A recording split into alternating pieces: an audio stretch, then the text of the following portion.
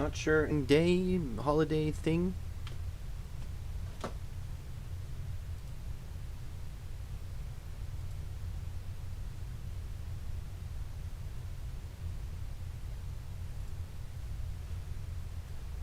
How's everybody today? Oh, it looks like I'm live. Not sure. How's it going, Logic Sparks? Mark Tremblay and Dean Hintz, how are you?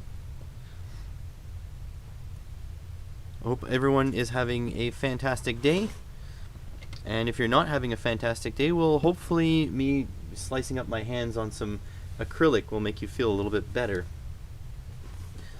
Thanks for the confirmation, Mark. So, today we're doing this Elegoo robot car kit.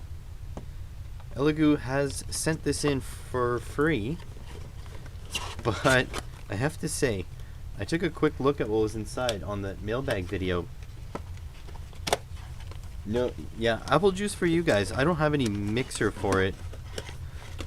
I've run out. So I looked what was inside here before, and it was quite impressive.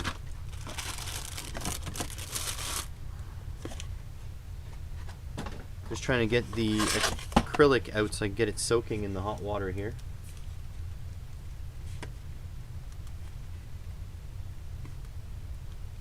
Hi Gedbar, welcome from India. It's crazy, we just had Indian food for food before the stream.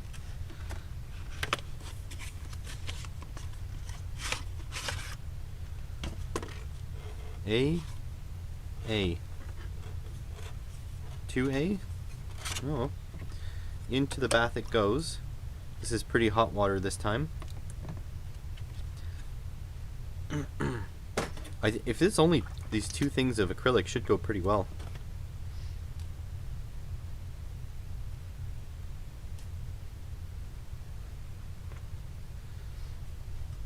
Yeah, I'm a little, for the apple juice, I'm a little bit of a wuss. I have nothing to mix it with, so yeah.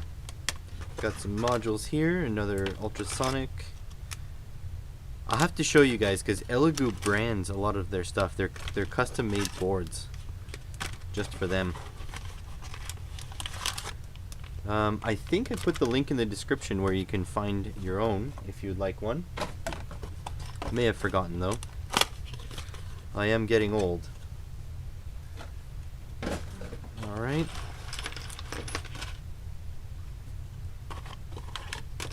There we go.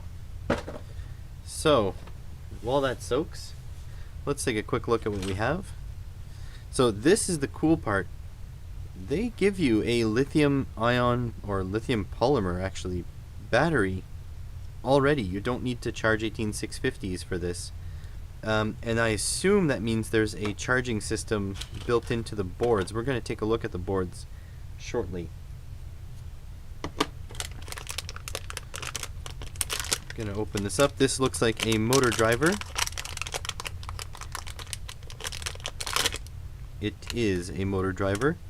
The L298N. And if you check this out, it's Elegoo branded. They made their own boards. Yeah, the little motor there. That's cool. This should be the Uno. Isn't the Uno a fantastic thing? There's the Elegoo Uno.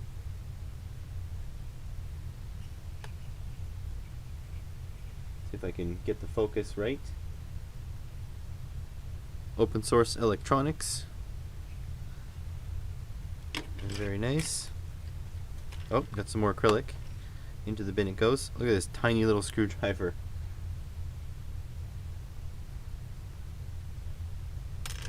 That's a bit better. This one's an Allen drive. And a slightly bigger Phillips. We got some tape. I'm guessing this is to make the track. I don't know if the track will work on this kind of work surface here.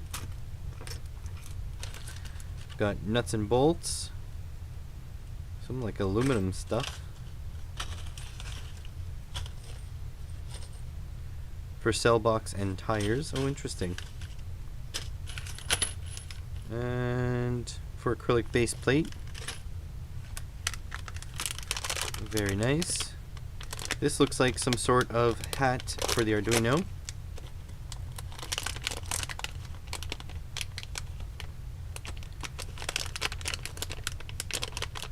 So is everyone here ditching family to hang out with me, or are you guys weren't going to be with family anyways?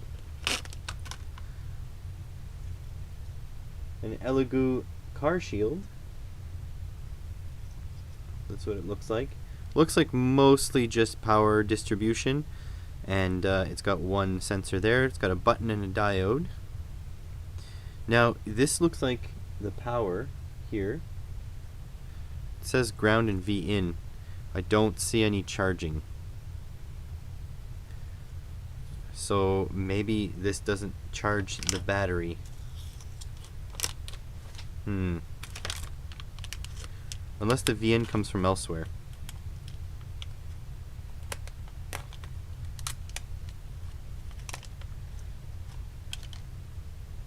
No family this holiday, Dean. Well, thanks for hanging out here. Maybe I can be your family for today. And Mark doesn't have much family left. Well, that's a little bit sad, Mark. This thing looks like a Bluetooth module. See the Bluetooth antenna here? Status and link.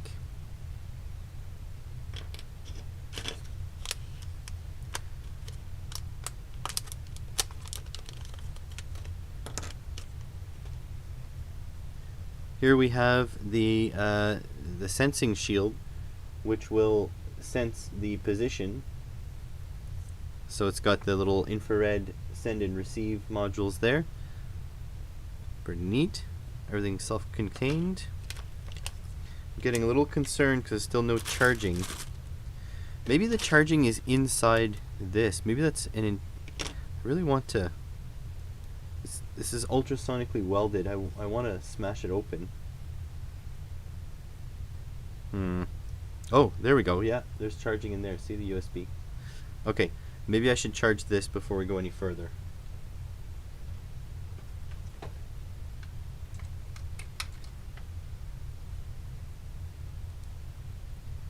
Well, I'm happy that you're here, Dean. I wasn't sure, like the Christmas stream, people are busy doing stuff, but I figured those of you who aren't can come hang out. Okay, so I plugged it in. Now the little green light is illuminated, so that either means it's charged or it's charging.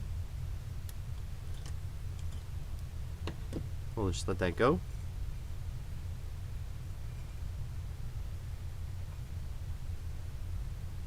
Really, Gadbar?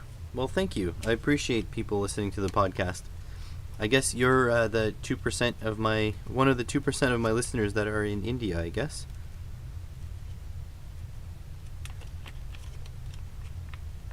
I'm really lucky about the podcast, though, because mainly I have really interesting guests.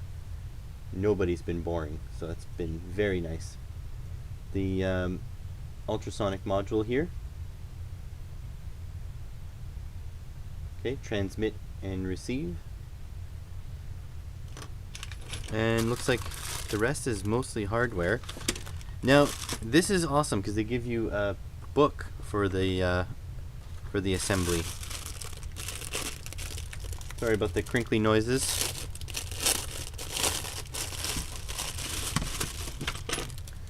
We've got 4 tires. Oh boy, these are these ever cheap? Low speed, low performance. There we go. So, tire assembly and wheel assembly. I see these for really cheap on eBay, but not as cheap as these things are. They've got a little slot cut there, and that goes into these gearboxes. These gearboxes have motors attached, and these are awesome because these gearboxes, you can use them for a left and a right. They don't have, I don't think they have a differential. I think the output gear, oh wow, this is that's a really tight fit. I'm not sure if I'm a fan of that. There we go. So you use it as a left or a right because there's the output on both sides here. Oh wow, that's geared really heavily. So yeah, you can even do both like this and do 2-wheel drive. But this thing will be 4-motor 4-wheel drive. Yeah, these are tight to fit on there. There we go. So hopefully I don't break it by pulling it apart now. There we go. Got a USB cable for programming. Let's see. This is basically Elegoo versus Adept. Who has the best kit programmed right out the box? Here we go.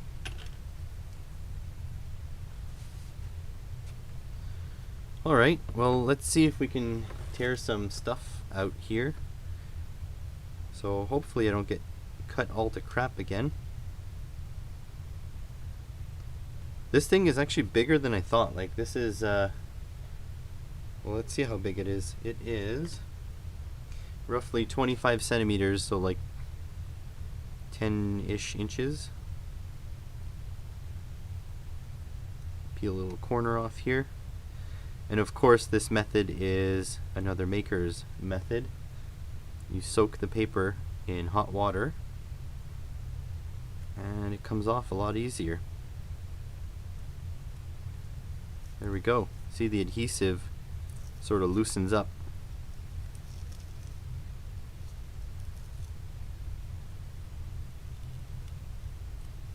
Movement is stuttery. Yeah, dropping 10% frames. So I think it's confirmed it's our internet that's pretty crap. Ultrasonic sensor, I can give you some information. I have not worked with them yet, but we'll see how it works on this board. If you're really impatient and want to see how it works, I would just go into the Arduino IDE and get the example code.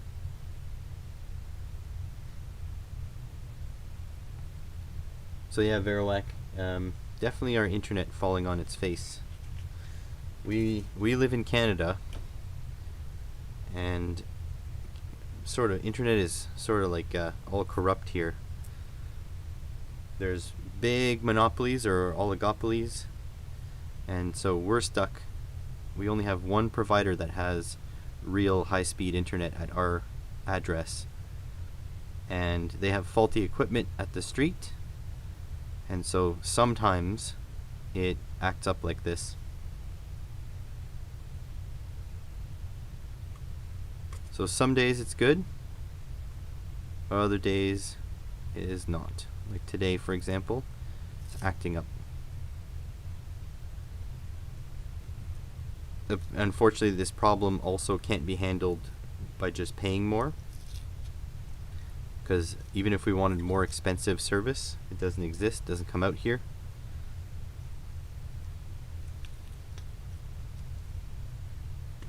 We can get crappier internet that might be more stable, but I think when we checked it wasn't really that stable.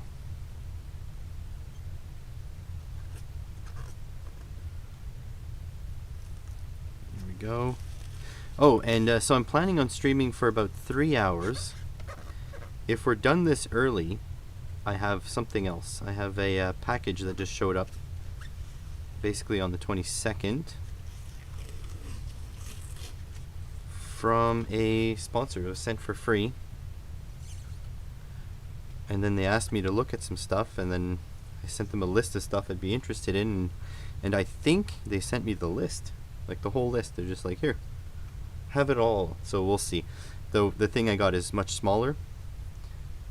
So this is actually like really hefty. Like, I must say, Elegoo, you do get a lot for your money. Is there a project I would love to do but can't? Yes. There's tons of projects actually I would love to do but can't. Like, for example, I'd love to build my own laser cutter, but it's a couple $1,000s in parts. And I really not in the position in my life where I can afford to spend a couple $1,000 on something like that. I would also love to make sort of like a maker space out of my YouTubing space, but that I can't. So basically, there's a lot of things I'd love to do, but I really can't because of money constraints. Hey Adam, yeah, YouTube would be like that sometimes for sure. Yeah, I'm running at 11% drop frames as well. So if you guys are getting poor quality stream, that's why. My internet, there's nothing I can do about it. I've spent over 20 hours on the phone with them. There's nothing I can do, unfortunately.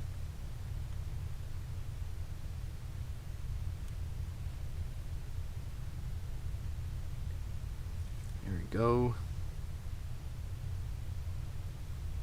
But Merry Christmas, everyone who's here.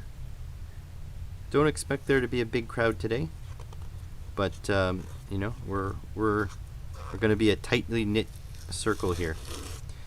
And if you guys want to do some AMAing,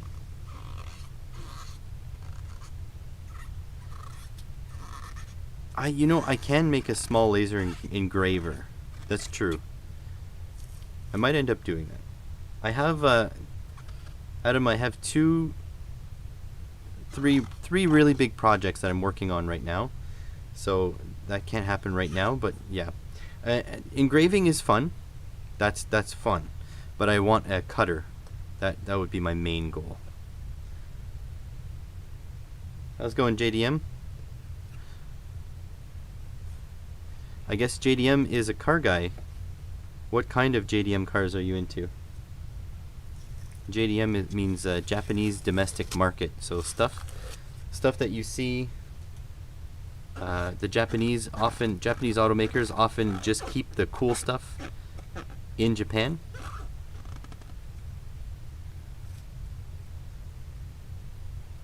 I definitely have a 3D printer. The problem with the big laser cutter is the tube and the power supply. Just the tube and the power supply is going to be like $700. So like that's a lot. Then I need to build a solid frame. Probably going to need to be metal. It's going to be a lot of money, basically. So yeah, as I was saying, the Japanese automakers often keep the cool stuff in Japan, so Japan exclusive stuff. So usually when you see someone called JDM, they mean, you know, that it's reference to the cars and the accessories that are only available in Japan.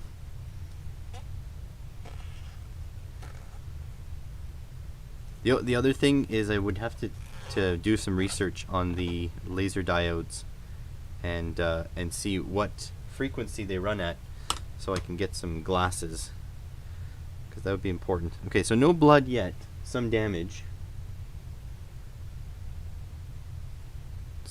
but no blood this time. This one still got the damage from the other day. See that?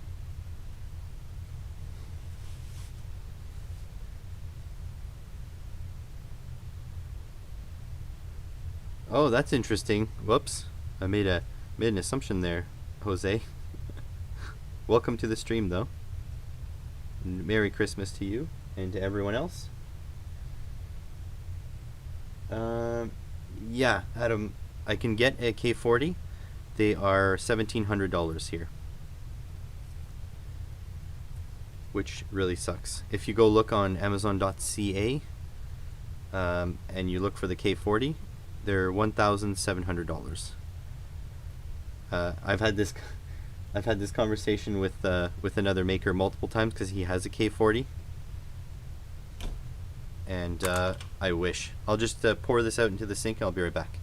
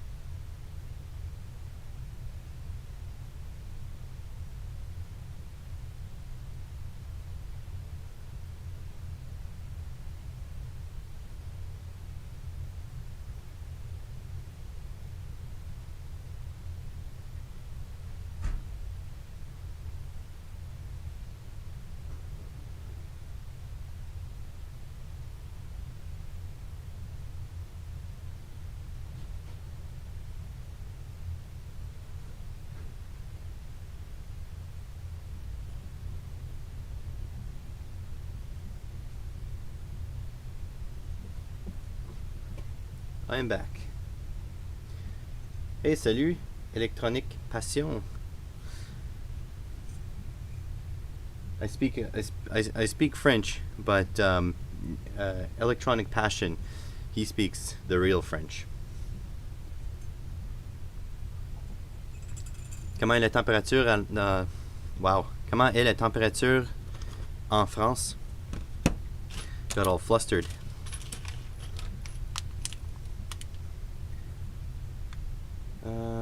Tell some of the websites like Instructables.com because websites like that really helps. I would say YouTube. I would say just hang out on YouTube. That's the best part. 3 degrés. Je pense que ici c'est 8.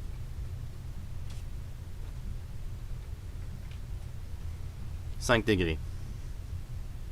There we go. It's a little French. 5 degrees Celsius here in Canada.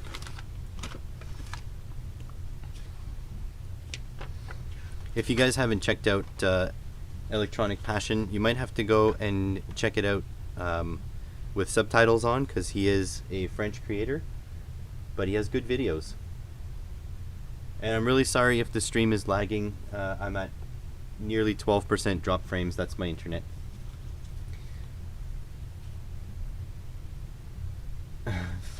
Five of them are English. So you mean you've got English and Anglish and Arnglish, those kinds of things. Okay, so what do they want me to do?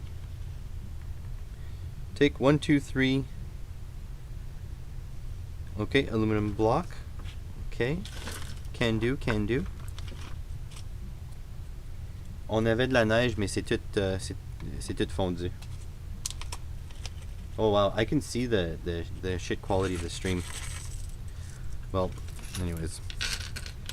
Welcome to Roger's Internet. Oh, okay, they put it through like this. Okay. M3 by 30?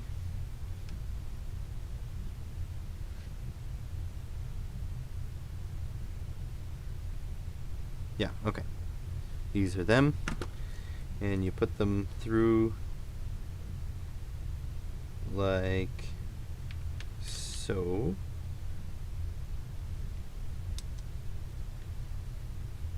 Over these holes, I guess. No, on the side of...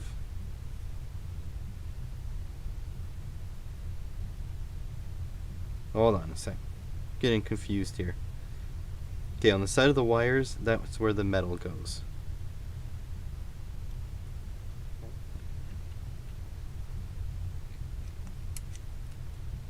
Those of you just tuning in, Merry Christmas to everybody. Hope you guys have a fantastic day, and if you're not having a fantastic day, well, I hope I can make your day a little bit better. And some nuts. Oh boy. English, US English, Oxford English, English, Chinglish, Somerset Bristolian, a little northerner English, and Old English. Okay, it's good. I can do a little bit of a mock British accent. That's because I watch a lot of British shows. I think those Brits, I think they've got it right when it comes to media. They know what they're talking about. This thing didn't come with a little wrench. Uh-oh. I do have a wrench from the previous project, which I can use.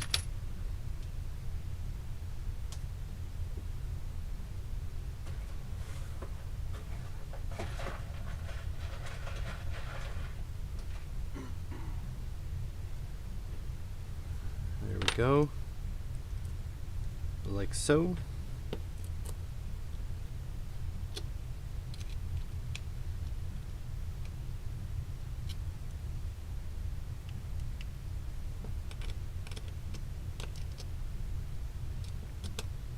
There we go. Do this 4 times. Now they don't say to do 2 in the opposite direction, right? No, they don't. I guess you just flip them around and that's what makes them opposite. Okay. Fair enough. Fair enough. There's one.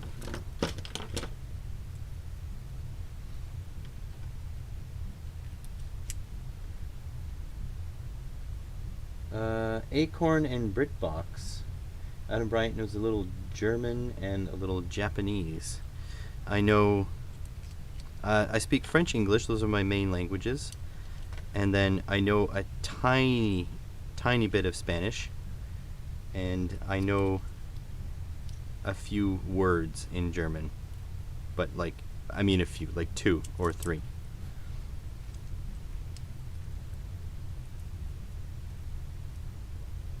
Korean series Hotel del Luna. Interesting.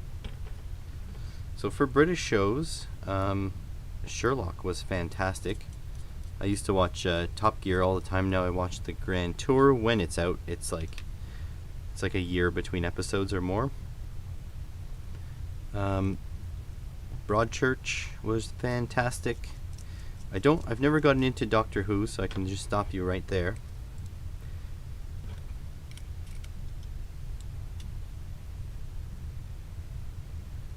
Removing some components from detector, use device to identify component values. Where did I get it? That is a component tester. This guy here. And this guy, you can get it on eBay. You just search component tester. Preferably if you use one of my affiliate links, but if you don't want to, that's fine too. Yeah, they're very useful. You should probably, every electronics enthusiast should have one. I was planning on making a gifts you can get electronics enthusiasts for Christmas type video, but honestly I was over my head with work and stuff, so I didn't really get a chance to do it. But yeah, component testers, check on eBay. You can also check on Amazon if you're impatient. I know some people rather have things now, so Amazon is a good thing for that, but you'll pay a little bit more. You'll get it now, but you'll pay a little bit more.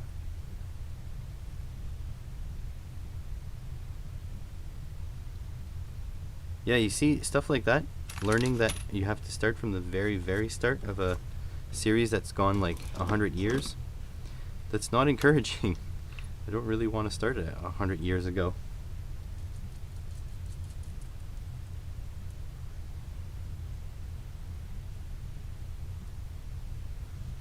Gonna strike a balance here at 12% drop frames, I think. There we go. As for projects that I want to do, yeah, there's actually quite a few things that are money dependent and a few things that are time dependent and space dependent. Like Julian's Shed is a fantastic series, but mostly I'm interested in his solar power stuff.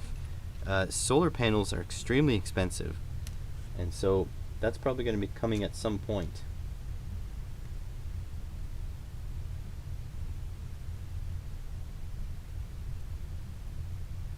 Jesus, that's a lot of stuff to watch. JDM, are you in Canada? Because I can only do Canadian affiliate links, but I'll make you an affiliate link if you're in Canada. I'll make probably about 12 cents off of you.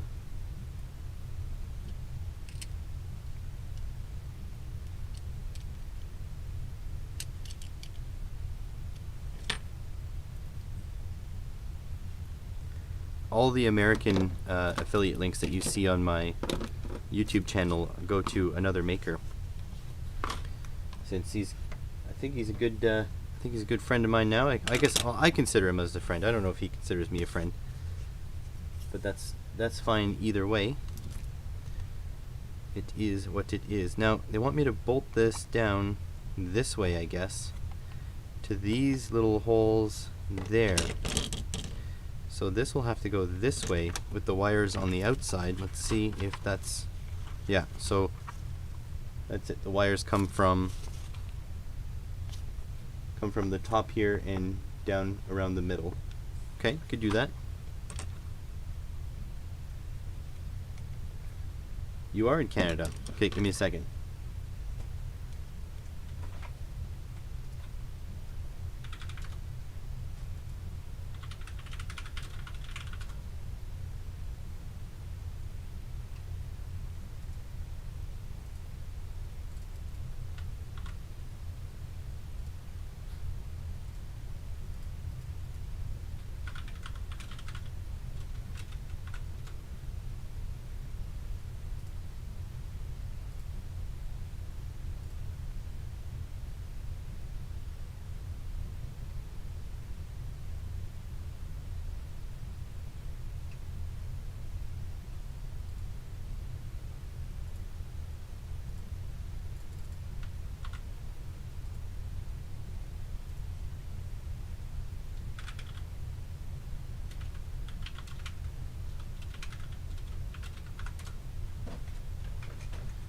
There we go. A fancy one and a basic one.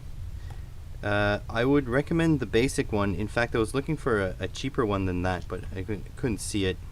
I'd be out of stock. Because usually you save another $5 if you don't want the acrylic case. Like, honestly, I don't really care for the case, so basic would be fine for me, but it's me. But the other one has an OLED. It's pretty fancy.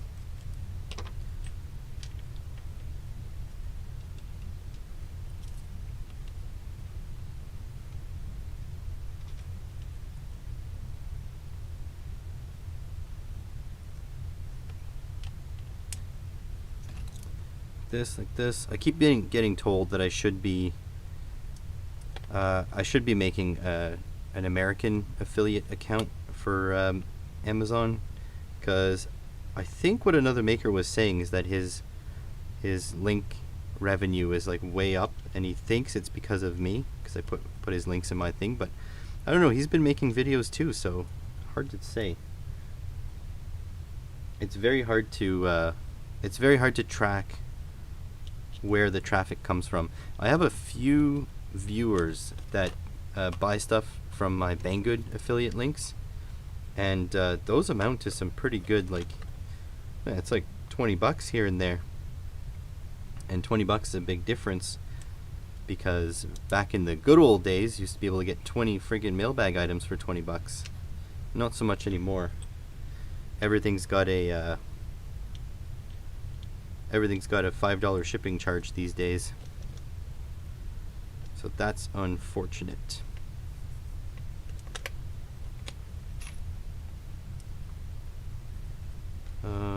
This way. There we go, and I'll just double check that everything is well positioned, and then I'll be able to... Uh-oh, did I take the right? Yeah, okay, I took the correct one. Good. Good. Check everything's well positioned, then I'll tighten everything down. So wires coming up and over. Yeah, I think we're good. Tighten these things down.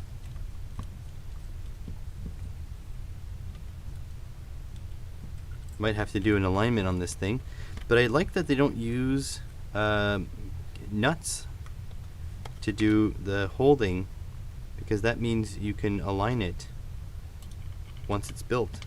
I like that.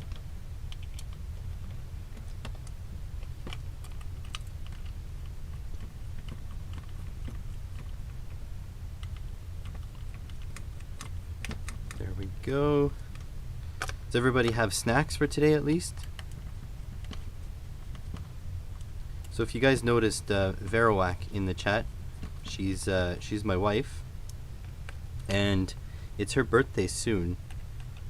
And to treat her, or treat both of us really, because it's not really just her, for Christmas time and her birthday, which is soon on the 31st, we went and bought like appetizers, because we both love appetizers. I would say she loves appetizers, but we both do really. And so we got some fancy appetizers, paid a little bit more than we usually pay, but it's such a small pay difference for a good payoff. So yeah, having appetizers been pretty nice. Okay, so now we need to mount the L298N.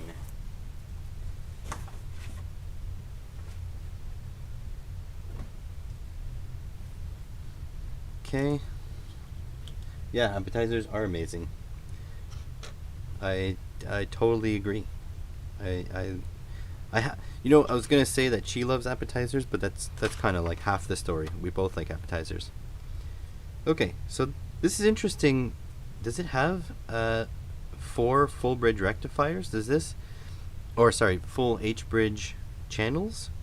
Because the 4 motors plug into this one driver. That's interesting. I knew you can run 4 motors, but I thought you can only run them in one direction. So maybe what it does is it stops two motors and it powers 2 motors to turn. Because I don't know if you can actually do forward and reverse on 4 channels on this thing. What kind of appetizers? Well, today was some Indian appetizers. The other day, was it yesterday, we had buffalo flings, but they were like garlic parmesan, I think. And we had spicy fries both days. And we still have more left. We have like an Asian party pack. We have all sorts of stuff. Separation shim. Yeah, this is it.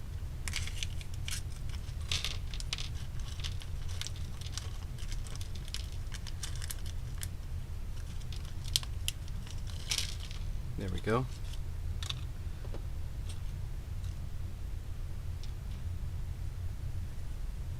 So I think they want, hard to tell, but I think they want the heads on the top. That's going to be kind of hard to thread through. And it looks like there's one section with 2 holes right there, there, and there. And the heatsink faces away from that.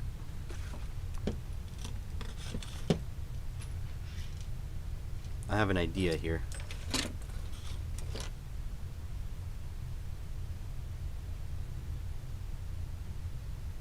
That's true, diagonal wheels could do it. Okay. So I'm going to try to prop this up in this thing.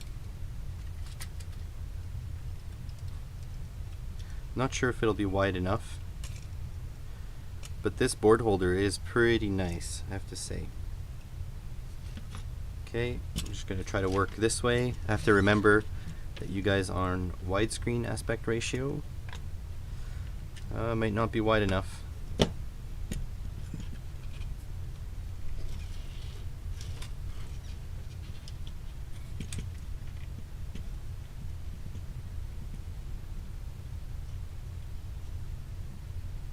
Can someone look it up? It's an L298N. I was supposed to do a video on an L298N, but I never got to it because I have another project that I had started but didn't finish.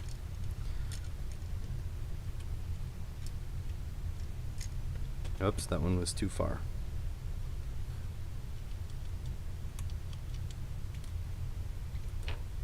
Oh yeah, I forgot the Thai appetizers.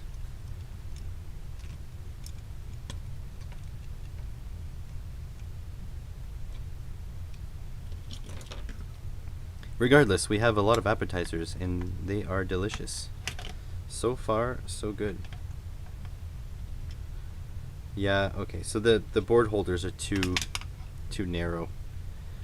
I need to make adapters for these things to hold bigger things and better things.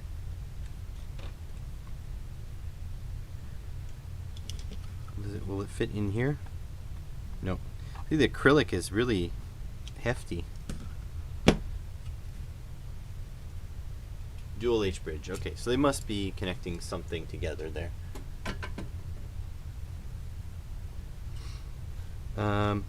Okay, well, I'm gonna try my best.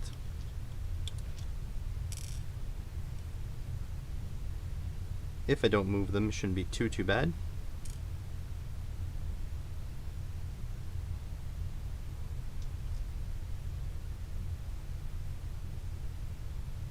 Sure, absolutely. Let's go add moderator. Rise moderator.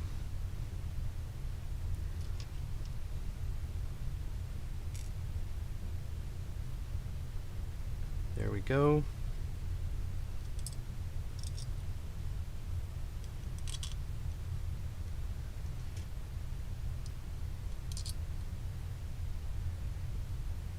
If you link porn once though, you are demodded.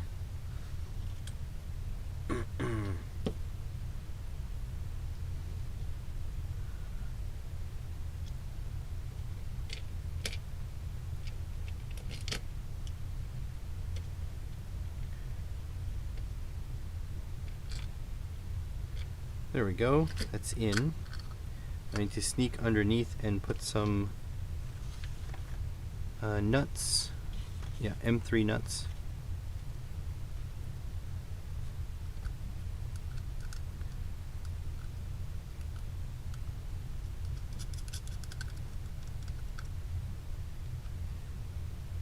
You know, nothing against the deep, but this is quite nice. This kit's pretty nicely thought out.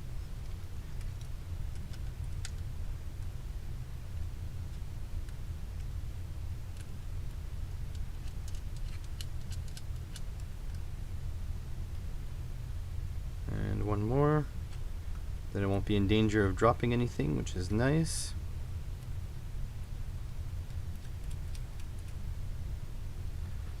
Alright, let's check out that link now. New tab.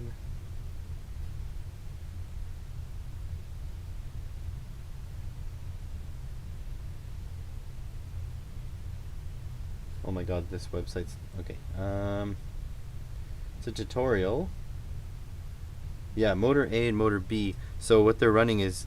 so, see, this is nice. They made a custom board, and these two motors on this side will be controlled at the same time as these two, will be controlled separate in this one. So yeah, this is essentially what I was saying. Like, they're probably gonna run 2 and 2 or something like that. Okay, that's good. That's really good. Okay, so now we know.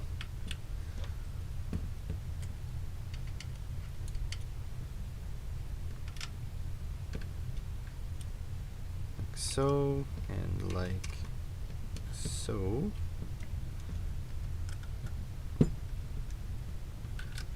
And like so. And like so.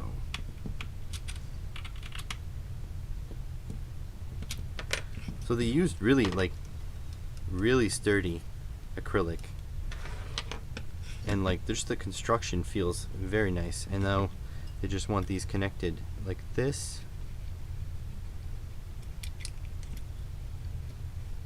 Everything's well thought of. These are, it's easy to look at this and think these are just generic parts from eBay, but like the little zip ties in there, these metal blocks here,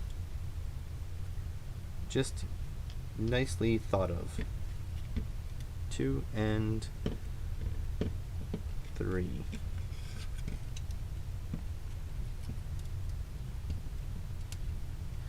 There we go. Like so. So there we go.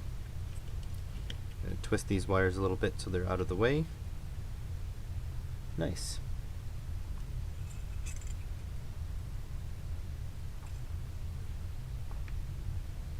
Okay, next. Even like, look, the book has trimmed edges. See? So they're not square. It's like just extra attention to detail that wasn't necessary, but you know, ends up adding to the experience.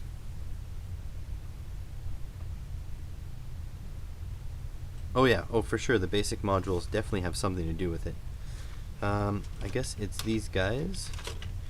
M3x7. Yeah, and the nuts and the cope. The cope, 5 pieces. Single pass copper cylinder. I just want to make sure that's actually what I need. Yep, looks like it. Yeah, for line tracking. See, even the labeling. Mind you, the kerning is a little off, but for line tracking. Like, if you're not sure, it says right there. Even so, even in the book. See? For line tracing.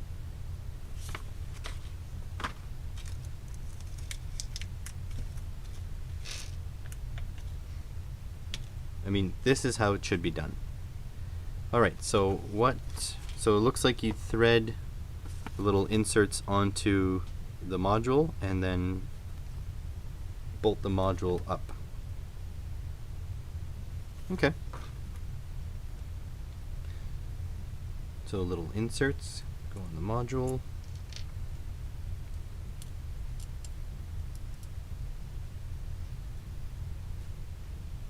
if Elegoo wants to keep sending me these kits, I will keep live streaming them. They're great.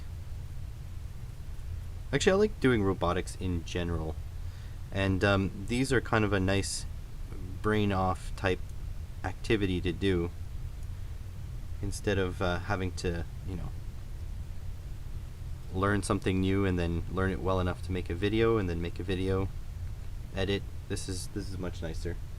What I'm doing too is I am recording this episode, so I will probably re-upload in better quality because you guys are probably getting the little bit of drop frames there. I'm down around 9% though.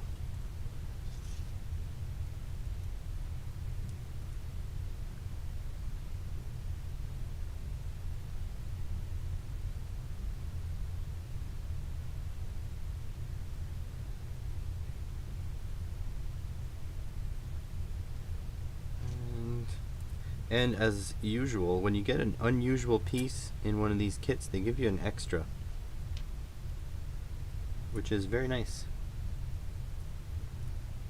Yeah, I've had some brain off moments, but I have to be sort of collected if I want to make a decent quality video.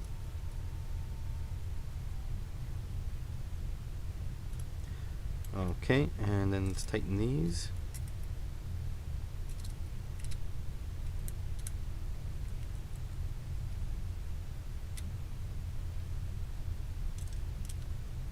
Like so. Then these go up in... Uh-oh. Nope, okay. I thought there was one missing, but there isn't. Okay, so they have it. It looks like the pot needs to go outwards. So there's the pot that way.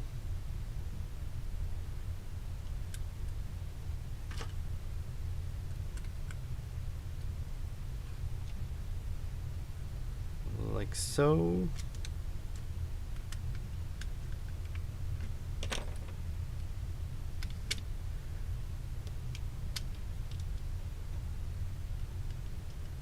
I spoke to my boss very recently, and it seems as though I will be getting another contract after I'm done my current contract, but it'll be dropped down to 12 hours a week. At the moment I'm doing over 30, I guess. And so I might have a little bit more time to make videos in the new year, not in January, but in starting February. Which is good and bad at the same time, because I don't often know if I will be working all year. So it's good that I'm working, but I may not have as much time as I had hoped. So it's good. It's a good thing overall.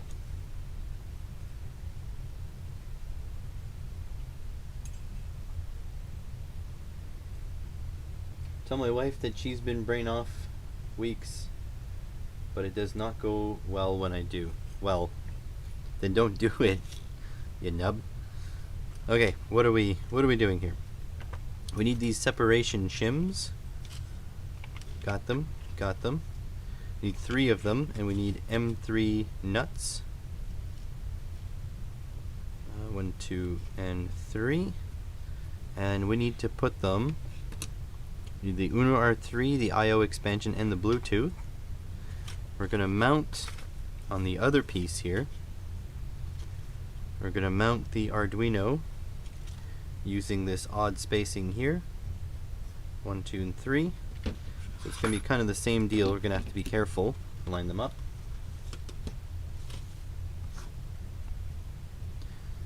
One, 2, and 3. Now, the Arduino faces, I guess it only fit one way, but the USB should go this way. So there's the Arduino, the Elegoo branded Arduino. And we need, is it the long ones? M3 by 14, yeah, pretty big. And we're going to jam these in here and jam them in there.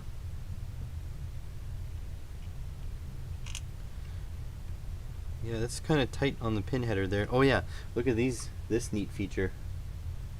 The headers are labeled.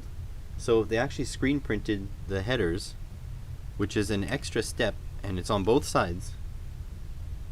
Look at that. How's that for useful?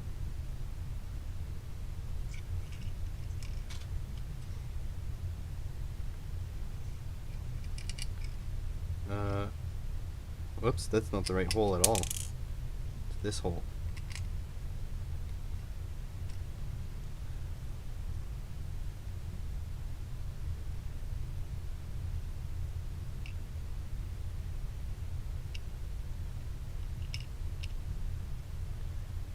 I don't know if one of them is lining up.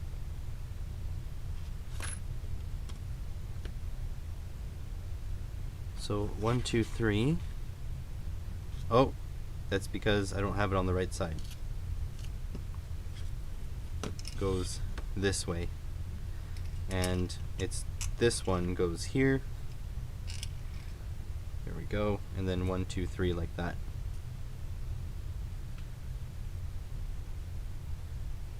Yeah, instructions is cheating a little bit, but hey, you know, if you want to suggest a challenge to build one of these robots with no instructions, then suggest it. I'll pitch it to Elegoo and we'll see what they say. Probably start with an easier robot. But I mean, I'm up for a challenge.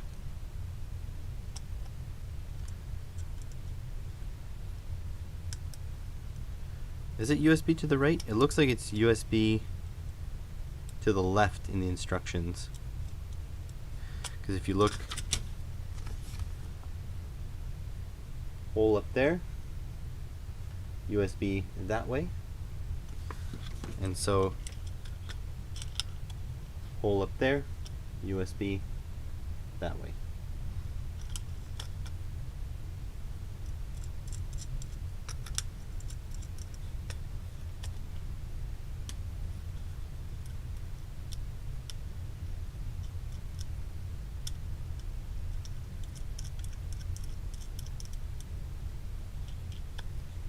I am planning a little bit of a challenge video coming up soon, and the audience will have a big part of it, or sorry, a challenge stream. Should be interesting. Need to find a victim.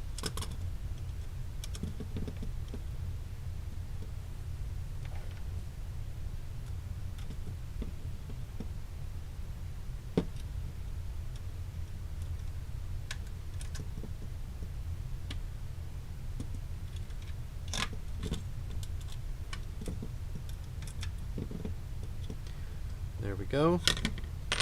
Okay, and now we put the hats on top. All the pins are straight, like I would expect from Elegoo. Even the small touch of them using a single header here with a blanked out hole. You see that? A blanked out hole in between the pins where there's not supposed to be anything. So there and there. See how they have custom headers with custom screen printing for their Unos. It's incredibly impressive.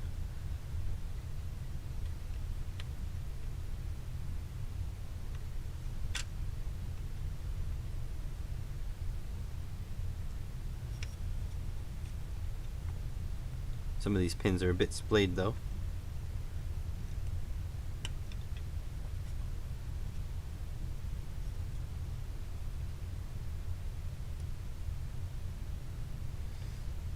Here's a challenge: create a kit.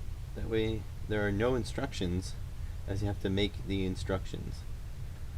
I have a kit, say, waiting next to me for me to finish making the packaging and instructions. Adam, are you saying you build kits, like you design kits? Or is it just this one? Is this a one-time thing? Is this... I don't know much about you.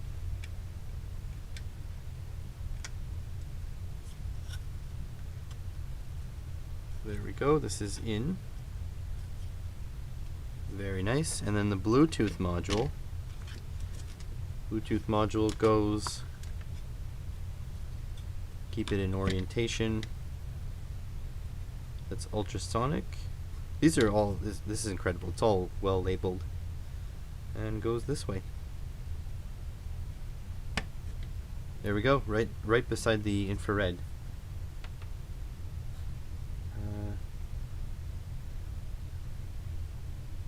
Just starting designing kits. So what kind of kits, if you don't mind saying on stream?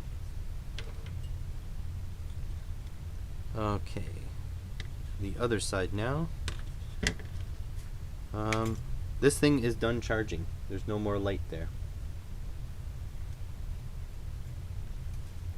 So I don't get a repeat of last time. Elegoo faces this way. And we need the M3x12 4-cell box. That one's done. Wi-Fi photography kits. So, is that using? Is this something you attach to your camera to do time lapses and stuff? Because I have been thinking about that. That's a really good idea. Or is this something even further, where it takes like an ESP 32 cam module and then takes pictures like that?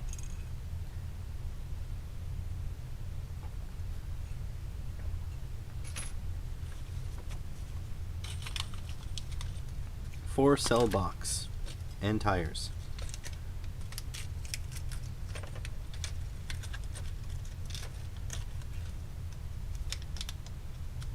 Yeah, of course it sounds interesting.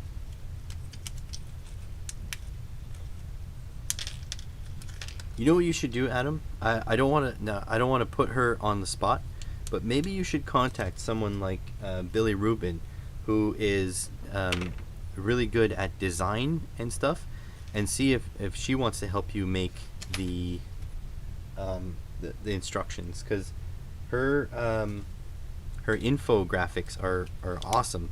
She obviously gets, communication and how it works. So maybe it'd be a good partnership for you guys. Fully charged lithium batteries before using them. Have the power switch outwards. That makes sense.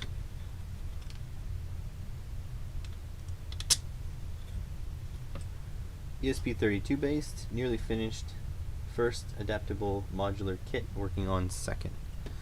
Well, send me an email when it's done. If it's something, if I've got enough, dollars, I might buy one off you, make a video. Not too. It depends on the Patreon earnings and stuff, but yeah. Yeah, I mean, fair enough, but if you're gonna hire someone, if you're gonna involve someone, sometimes it's good to involve them at the beginning, so then you know what to aim for. Okay, so now we're up to the ultrasonic module. So this is neat. They've already mounted it up onto the servo. It's a little bit cross-threaded, but that's okay.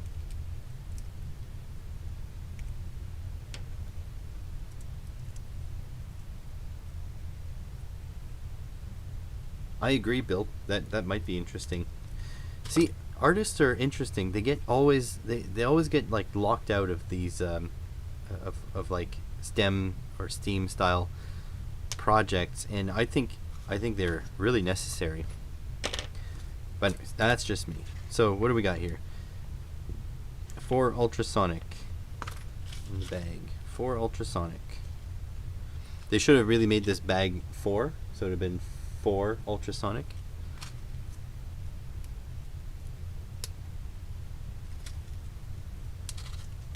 Okay, so we're gonna open this up.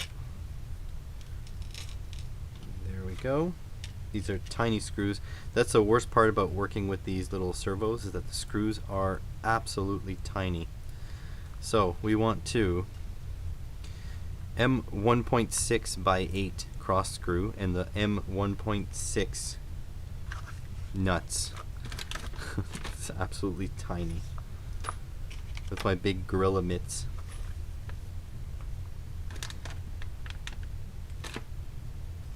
Can't find the ultrasonic sensor. It's around here somewheres.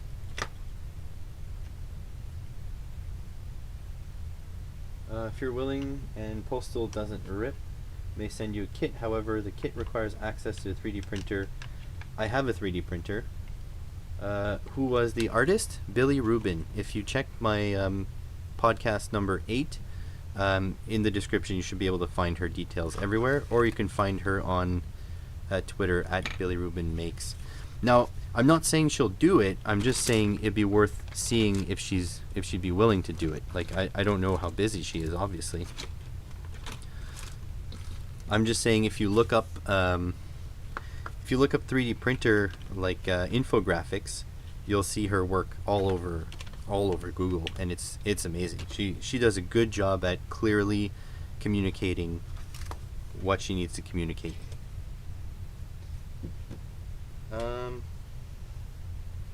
I have lost the ultrasonic sensor.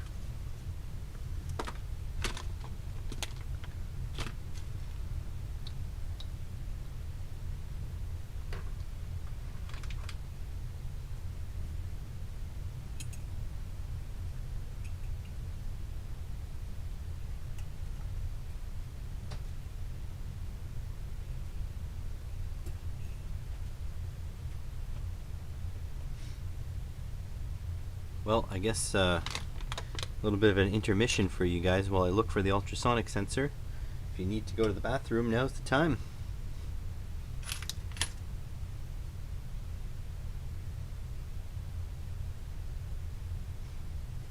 It shouldn't be a problem. I should have quite a few ultrasonic sensors.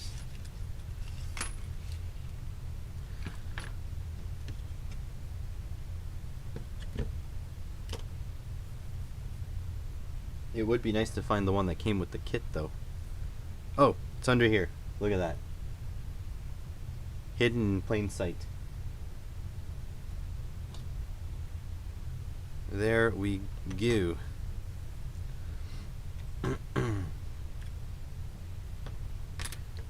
Okay. Oh, look at that. It fits all nice and perfectly. Well done, Elegoo. Well done. Even the even smaller ones here.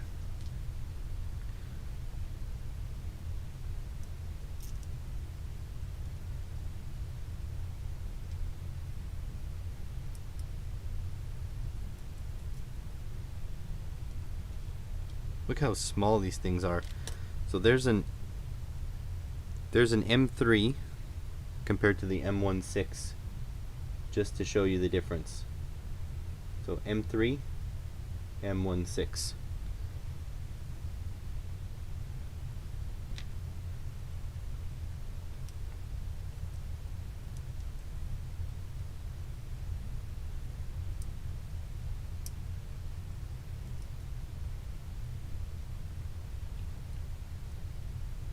Come on, get in there.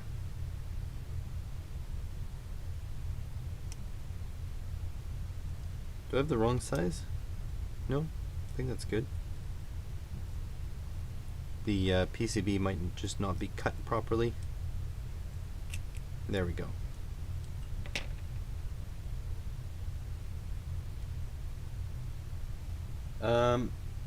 You know what? Built over bought? That would only be a good idea, I would say, as an option. What you do is you figure out how much time and effort it's worth to print the parts yourself and sell them, and then you increase that number by 2 or 3-fold and you offer it as an option. Because I think there's a lot of people who would like to customize their own stuff, so they don't want the plastic parts. And as someone who owns a 3D printer, sometimes a 3D printer does not agree with you. So I would say it would be a good idea to offer it as an option, but not as a necessary thing. And also, I've learned from the next podcast guest, which I don't want to spoil because I don't think he's said what, that he's going to come on to the podcast yet, and he hasn't approved anything yet. but he said you should probably increase your lead time as well. Yeah, there we go, Adam. Exactly. Exactly.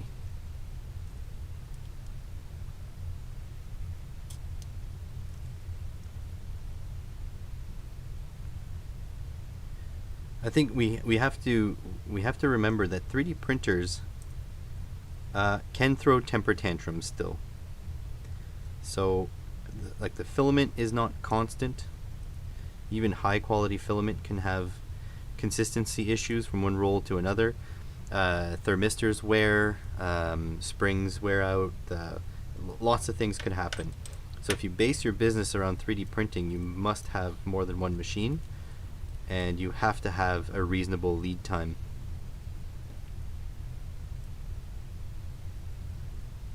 Oh, yeah, some of them catch on fire, I guess. Yeah, that's a valid point.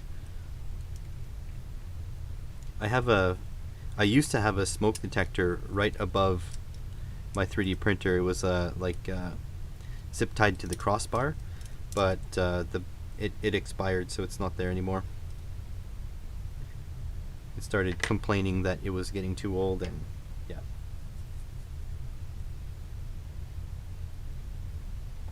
Waiting on a heater. See, I've got no, can't say anything. Sorry. Patreon only info for now. But within a month you guys will probably know. Oh no.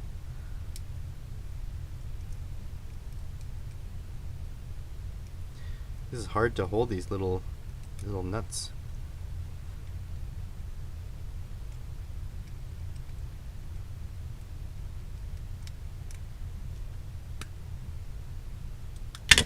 Whoops. Well, if it's broken, it's kind of my fault.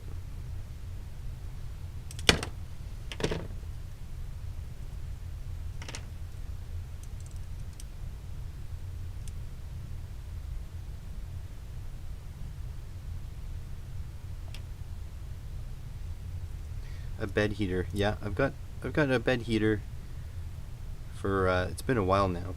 Actually, I've had it for quite a while because I've been wanting to build a cheap 3D printer, but when I got mine, it was such good value to buy my full kit that I just got a full kit. Okay, next. M2 by 10. Yeah, so this, alright. It goes like this with the holes on that side. This is a pain in the butt. These screws are so small. So M2, this one, and this one.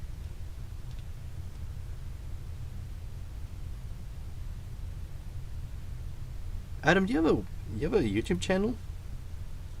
Why did I not know this?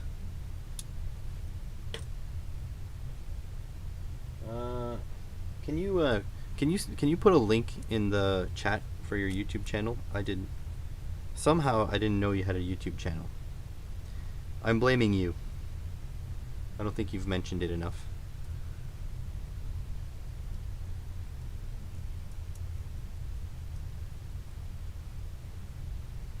I also blame the algorithm, because the algorithm is pretty good at suggesting similar content from people you've already watched. Yeah, I'm kind of have my hands full. I will, if I remember after stream, I'll check it out too.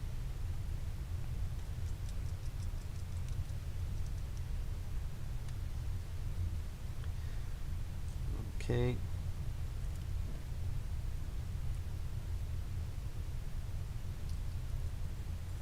Unless you're one of those YouTube channels that I've watched already and I just don't recognize the name. Let's see. New tab.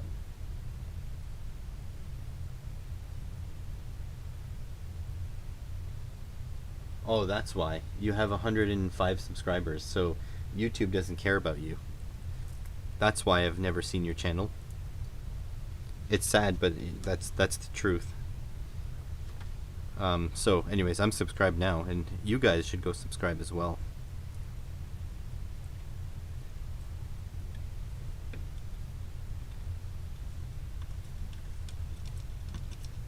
go. In we go.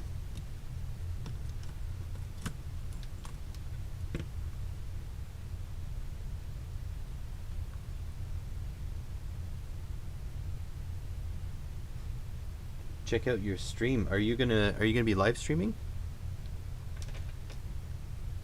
Did I miss something?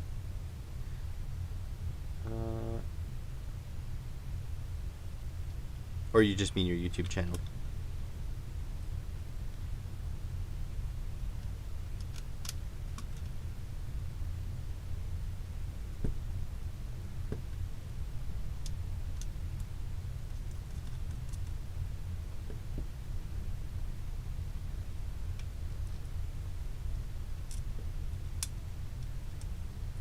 We're down to a 6.2% drop frames. I think the internet's starting to cooperate.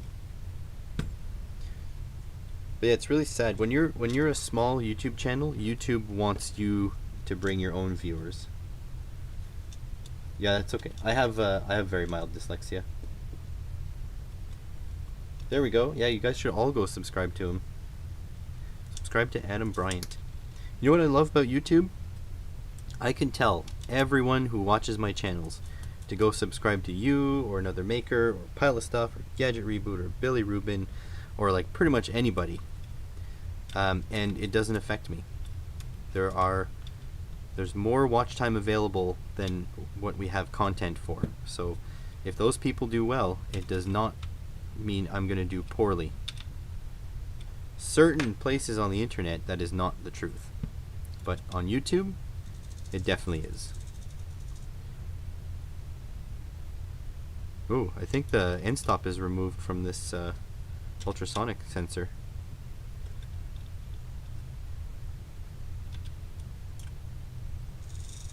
Look at that. Oh yeah, has infinite turning. So you can, I'm gonna make a video about this, but you can modify your servos to have infinite spin. And there we go.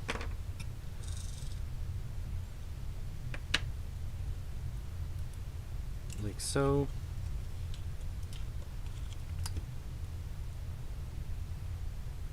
Seriously, Adam has mailbags? Okay, Adam, you need to go onto reddit.com/r/mailbag videos and post your mailbag videos there.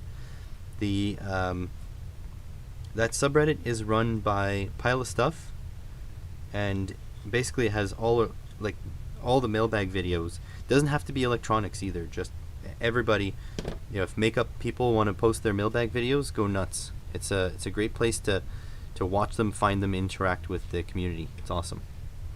Alright, we need one of the 4-pin cables.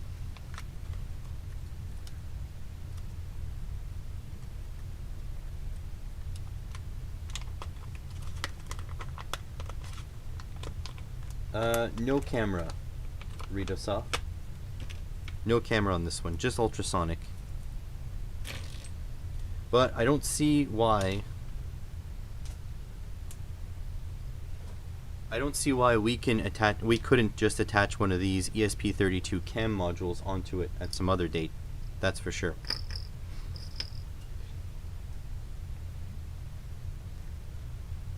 Oh, so this thing cannot spin infinitely because it'll have a wire. This thing needs an NRF or something. Oh, something didn't go right there.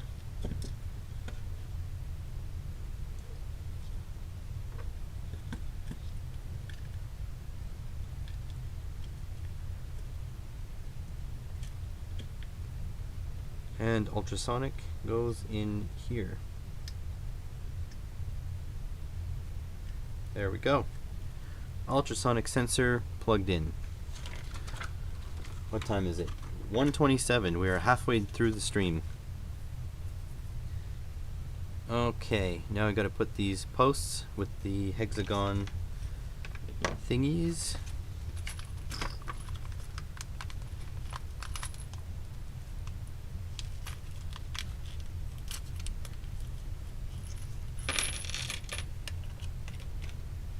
Well, get on it, Adam. There's no excuse. Says the guy who has excuses. This guy here.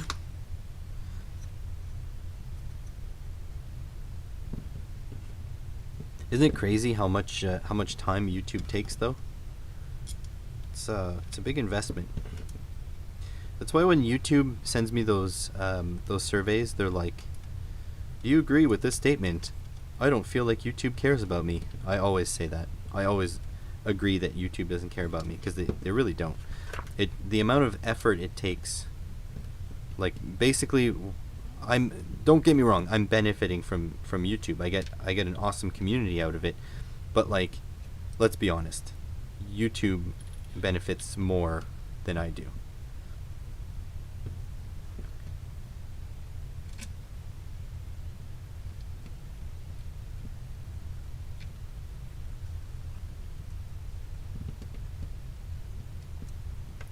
Go like this and like this. I do have my channel is on LBRY as well, if you guys want to check that out. I think it's just at Simple Electronics. Yeah, I'm aware, Built. I've been in the automotive trade long enough to understand that my labor doesn't get fairly traded. It's always exploited.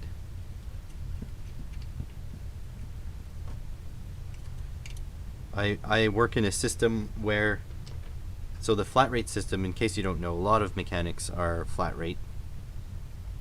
That means that if the job is estimated to take, 2 hours, then the customer pays 2 hours times the door rate.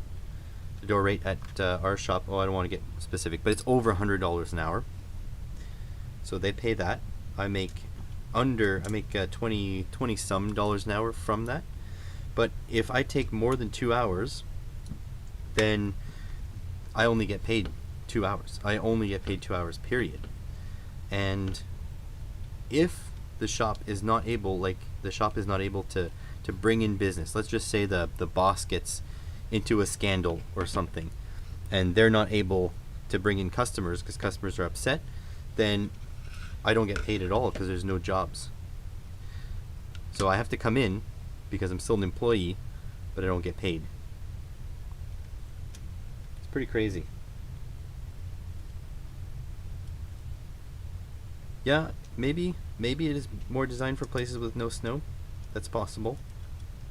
I would believe it's more so than places with snow. But either way, your boss can't lose. Your business can't lose if you're flat rate, because if they don't have work, they just don't pay you. They still force you to come in. They make you clean up the shop or something, but they don't pay you.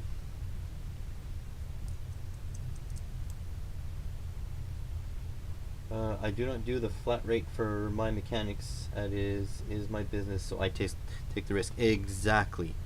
I am the same way. If I ever get to a point where I have employees, I would never ask my employees ever to bear the risk of my business being successful. Never.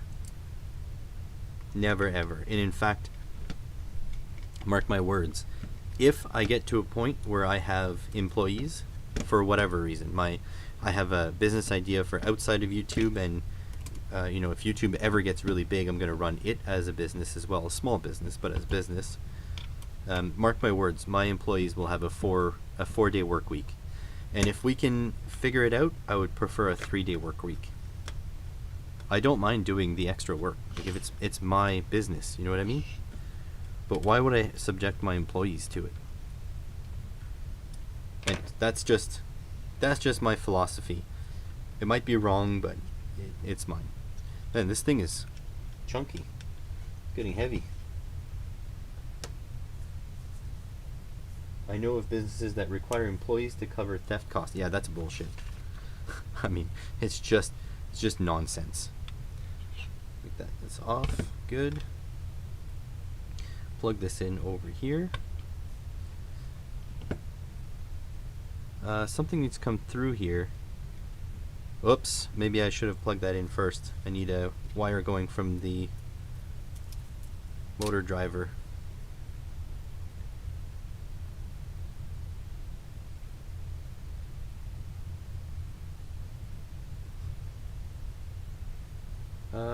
The hummingbird?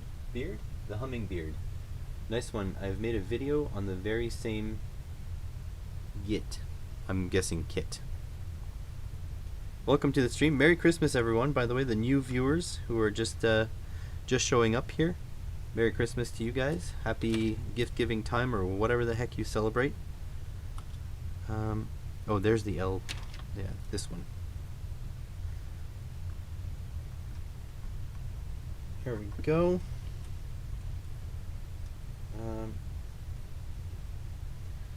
Yeah, I don't mind the big city. I don't like driving. How about that? I really don't like driving. My wife does most of the driving. If I have to drive, like basically, yeah, half-hour drive is a far drive for me, I find. I'm not comfortable in cars typically. I have restless leg syndrome, so my legs go a little bit nuts on longer trips. I'm not a driver. I like driving for driving's sake. I don't like going far from home. You know what I mean?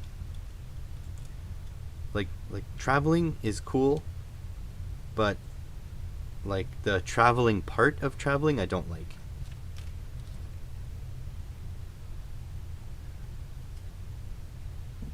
I wish I had some sort of engineering degree, but I guess at this point I'm getting older and more mature. I could do it as an adult. The thing is though, my days are so full. Like I'm at the point where my body goes, nope, you're done for today. My brain just shuts down.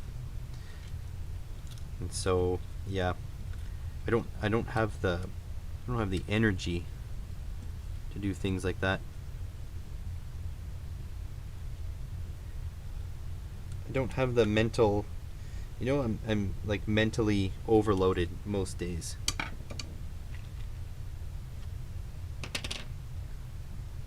Small town living, built a house above my business. Yeah, well, I think, you know what, I do think that as long as there's high-speed internet and reliable internet, I think I would be okay living in a small town, but it would have to be a small town with cell service, you know? In Canada, that's not guaranteed.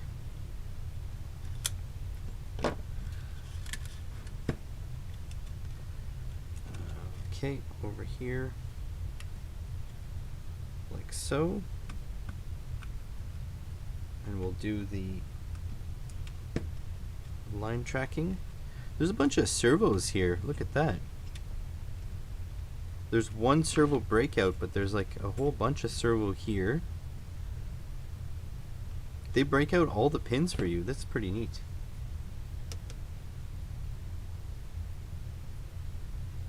Hey, Merry Christmas, Another Maker. Thanks for stopping by. There's another channel you guys should subscribe to. So, subscribe to Adam Bryant and subscribe to Another Maker. Subscribe to Veroac too. Actually, if you want to do a big holiday gesture, go do a paid subscription on my wife's Twitch, twitch.tv/Veroac, or join her Patreon, patreon.com/Veroac. But otherwise, just go follow her on Twitch and subscribe to her on YouTube. Alright, where does this go? This goes down 2 holes. 1 and 2. But yeah, Merry Christmas, everyone. Oh, I don't know if you guys heard that, but the dryer's done. My workshop is squarely in the basement. I'm also like thinking, I'm not sure, like I like the idea of having a workshop that's not in my house, but at the same time I'm thinking, will I even want to go there if I don't make my YouTube videos in my house? Like if I get big enough, let's just say let's just say the channel goes to like 200,000 subscribers, which I don't think it will, but it could. Will I want an off-site workshop? I don't know. Probably a bigger house. That would be good. We have a tiny place here. Okay. Oh yeah. So yeah, you weren't supposed to do this part, but I just read ahead. Okay, we're almost done. So it's only 1:40. Yeah, the M5 stack stuff is interesting. If I get Banggood to talk to me again, might ask them to send me some M5 stack stuff, because I'm gonna start with the ESPs fairly shortly. Okay, put the wheels on. Now, since I'm an automotive guy, I have to put them in the correct order. You see the hubs are on the same side. You see these arrows here? They point forward. That goes, so the way the wheel turns, you want those arrows pointing forward on the top. Okay, you see? Forward. If you put this one on this side, see how they point backwards? See the arrows? I don't know if you can see. This is wrong. This needs to go this way. I see it all the time in parking lots. It drives me nuts because the tires have a direction, like automotive tires I'm talking about. They have a direction. And yeah, this thing needs an alignment. But anyways, not all of them, but directional tires have a direction, and people can't seem to get it right.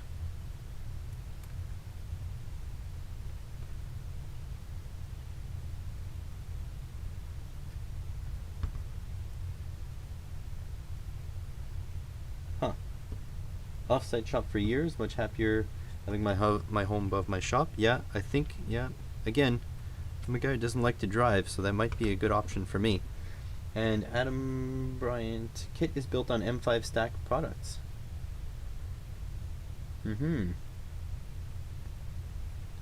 Yeah, they often get the direction wrong. Yeah, M5 stack, I'm gonna get into it, but I have to, I think if I'm gonna invest into it, I'm just gonna buy everything. This thing needs alignment. See? So all the wheels are pointing in the correct direction. See that? Important. Important for me. Okay, this guy needs an alignment. We have a Polish guy at our shop that does all the alignments.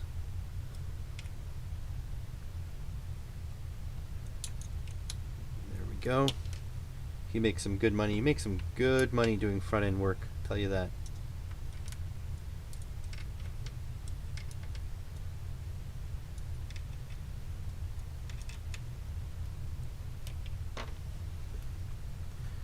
There we go. Yeah, if I get Banggood to answer my emails again, might ask them to send me like a whole bunch of M5 stack stuff. Okay, we have oh, look at this. Look at this. Elegoo, I love ya. We have already uploaded programs onto the smart robot car, so you can skip this step. If you want to modify the codes and upload it to the car again, please refer to the tutorial. Oh my god. Fantastic. It's already done. Okay, got infrared. Can go press 2 to go into avoidance, obstacle avoidance. Line tracking mode will be number 1. Oh yes. Install the app.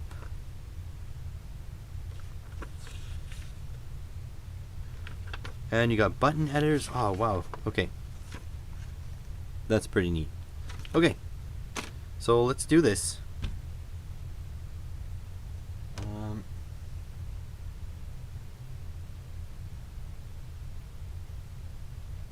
I disagree. This is the way it goes. I completely disagree. How about that? In fact, I'll tell you, the directional tires... Excuse me.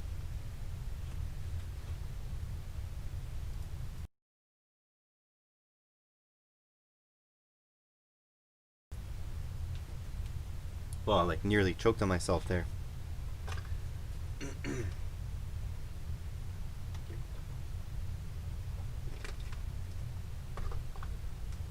Yeah, so the tread direction will not matter on smooth surfaces. It will matter in real life because you've got dust and dirt accumulation, but on these it doesn't actually matter. It's just my automotive self that's being bothered by it, that's all. Alright. So let's see if it actually has a cell inside here.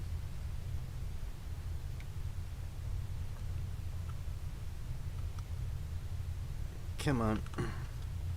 They even shipped a cell. Very nice. Can you see this on the camera? No. Oh, yeah, you can. There we go. It's hard to see. See a little bit of flash there?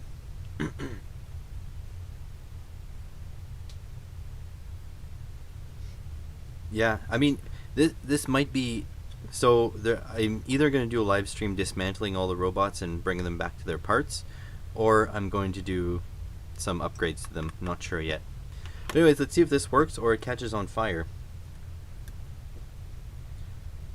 So lights on. That's good. Okay. Where is... There's the infrared. Oh, jeez.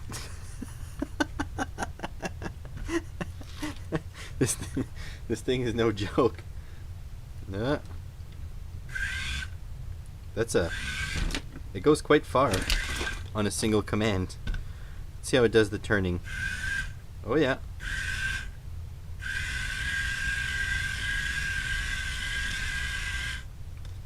Okay, that's pretty neat. What's obstacle avoidance 2, I think?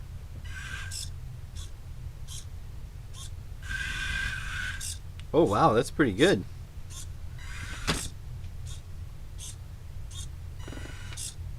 It can't see my obstacles are too Oh no, there's a knife.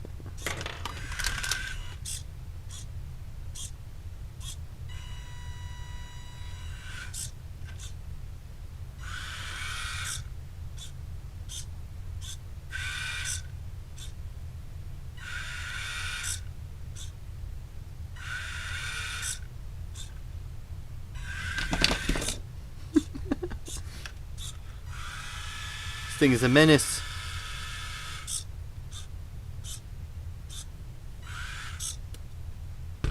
Well, that's pretty cool.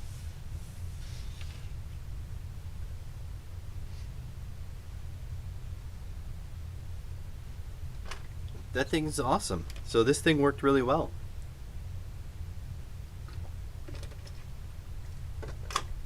So, now do you guys want to do a soldering kit? So we have an hour left. An hour and 10 minutes or so.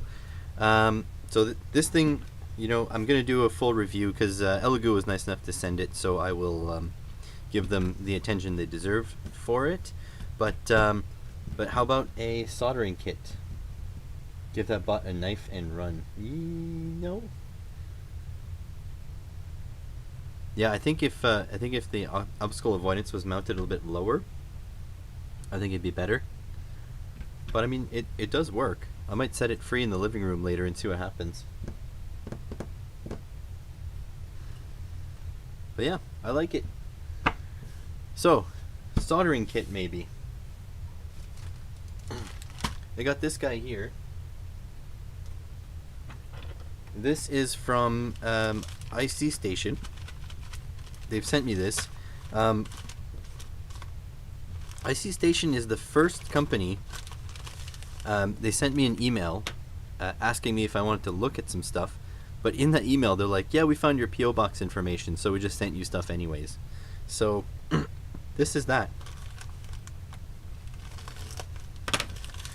All my PO box is going into lockdown because of a bunch of COVIDiots in my province, so I'll have to go to a different spot to go pick up my stuff, but regardless, they've sent a Christmas tree kit and a the MT3608 boost converter, probably because I have that video on my channel where this thing catches fire. I have been meaning to do a follow-up to it, so I'm going to use this because I believe the design is actually from IC Station, but the Chinese resellers have copied it and haven't done one crucial thing. In fact, this one doesn't have that crucial thing. Okay, we'll have to see. That'll be separate. For now, we can solder up a kit. What about people that do not have mailboxes? I don't know, because you're kind of SOL. Here we go. So we got a 3 battery box. I kind of hate these. I need to 3D print my own battery boxes because the wires that come with these things are always so sad and dinky.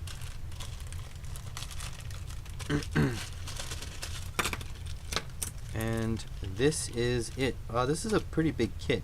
I don't know. Well, whatever. I'm probably gonna be able to do it.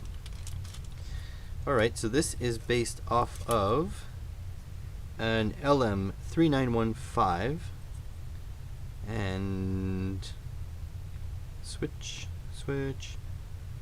PCB1. This is a pretty neat kit. I'm gonna run out of Christmas time, so now's the time to do this. Get my mail at a PO box. They shut down mail. I would be screwed. So yeah, they actually, so they put my PO box at a different place. I can go pick it up. I go pick up different stuff like at a different place, but yeah. It's pretty shitty, but it's all because people are pretty shitty. You know what I mean? If people would just, I don't know, be careful,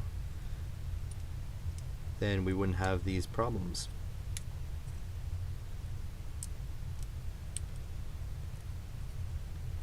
But also, like, I get it. Some people need some of the things that I take for granted. Like, I don't go to church, for example. I'm not a religious person, but some people are, and they kind of need that in their daily lives. So it's hard when you say you have to shut down the churches for people to actually listen, if that's one of their needs. I know a lot of people need to go to the gym, and I don't have that persuasion. So again, when they say we're shutting down the gyms, I say, okay, so, but those people, I mean, they need the gym, so I don't know. I get it.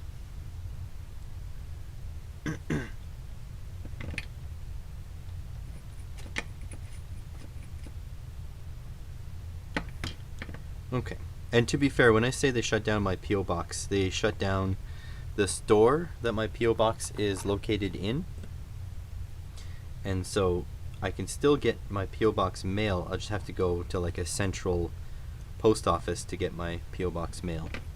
So you can still send me stuff. It's a lot less convenient to go to, although it is quite nice because it is not in a mall. So I get a little bit less. Okay, this is not working.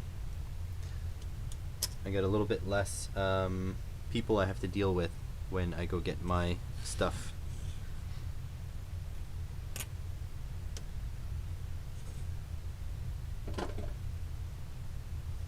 There we go, built over bought. That means you're helping in this whole thing. You're part of the solution, not the problem. But yeah, I get it. I completely get it. Some people are stuck in their little tiny apartments and there's nothing to do. I completely understand. But at the same time, some sacrifices need to be made. I happen to be lucky. I don't make very many sacrifices. The only sacrifices I really have to make is I had to convert all my teaching onto online teaching. Most of my teaching. But I am risking it every time now because I still have to teach some of the practical things at the college. And so I have to go into that, cesspool with all the people that don't care so much about safety, for example. Because the college does a good effort. The college puts out the rules. They say, you know, masks at all times, washing hands, and they do more cleaning, they do all sorts of things, but I mean, I still see people in the college without masks. And like, what are you going to do?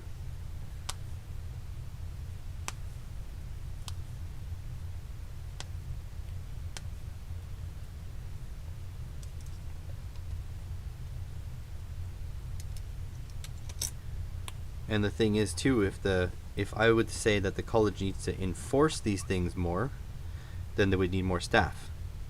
So more staff means more risk. You know, it boils down to the same thing, is that people are not being cautious. People need to be cautious.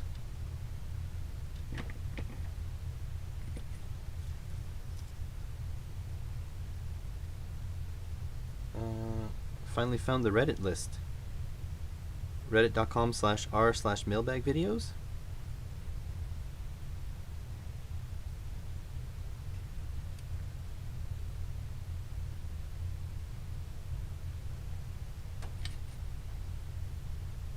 I'm gonna make a video. You know what? I'm gonna make a video telling people. No, actually, the next mailbag video. That's what I'm gonna do. My next mailbag video, I will tell people to go subscribe to that subreddit. We'll see if we can get some more traffic on there. Because again, they're not just my videos there. There's tons of YouTubers' videos. And the more we can get people watching other YouTubers, the more popular electronics becomes, the better we all do. It's not just about me. She does, built over bot. It's called Vero Art. Mrs. Whack, if you are listening, can you post the link to your art channel, please?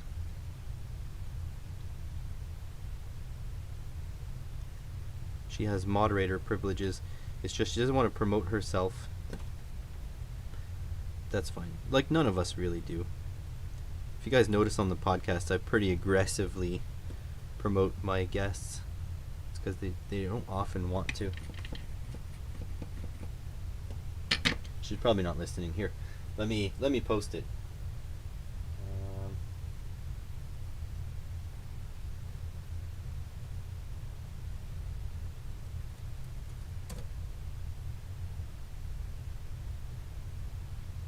Ooh, 187 subscribers. She's climbing.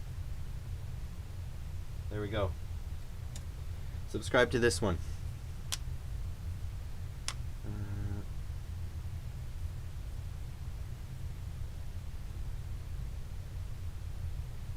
You know, Dean, I really appreciate you saying that.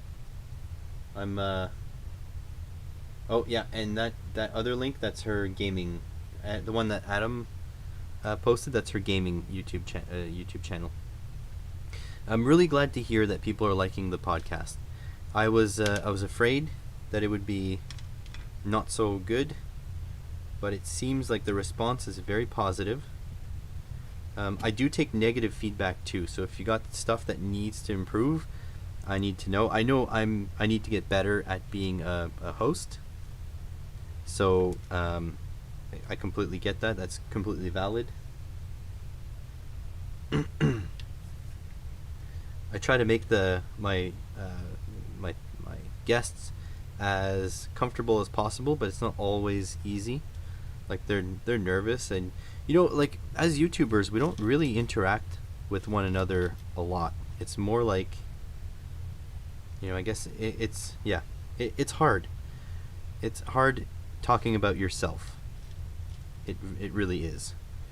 And so I've learned that actually on this last podcast, because if you've noticed, another maker interviews me on the podcast that went live this morning. And so it's different.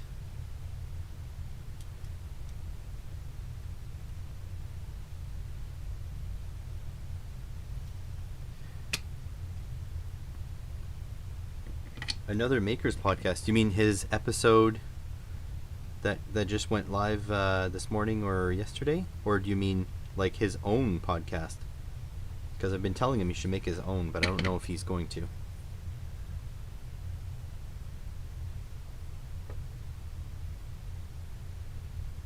They are on iTunes, Adam. They're on Apple Podcasts, I guess. I don't really know if there's a difference between those two.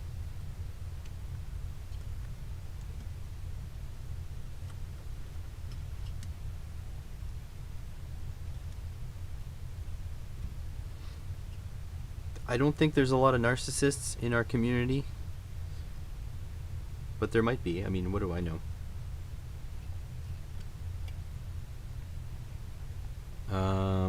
Positive should be this way, right? Which one is on the ground plane? None of them. That's good to know. Yeah, it looks like positive should be this way. So blue. Oh, 009. Yeah, fair enough. Yeah, actually, yeah, so that one, you can skip that one. That one's just a... Whoops, sorry about the noise. You can skip that one. That one's just about me. No, the Maker interviews me. So, not as interesting. He does a really good job, though. I think he should actually start his own podcast. I will fully support him. I will be his first guest if he wants me to.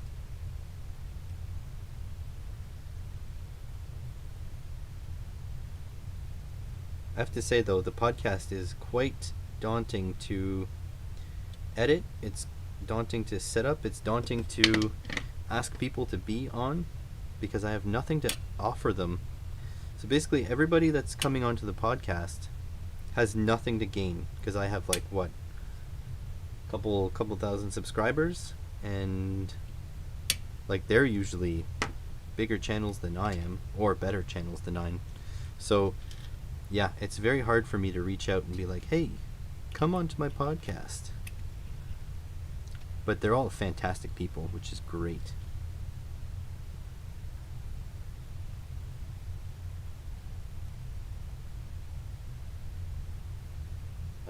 Turned up Apple wouldn't show me them before.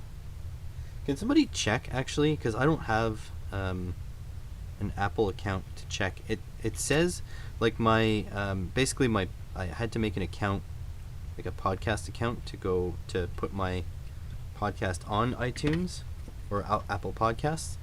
But it's hard. Like that means that's the only account I have, and of course they'll show me that it's there. Very good to know if I'm actually listed there. I guess I should have checked this before.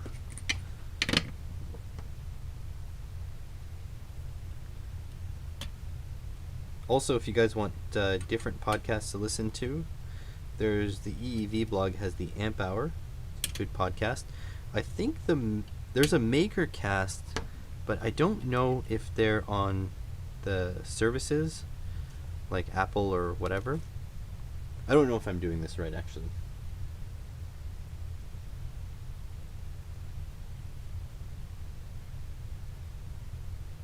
Thank you. Appreciate it, Adam.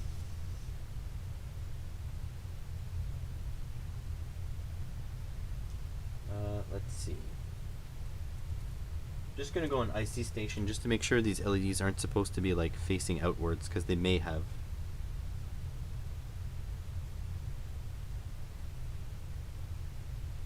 Oh, dang it. They're supposed to face outwards.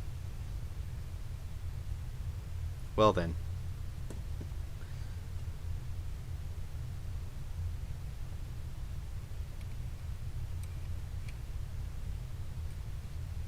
Whoopsies.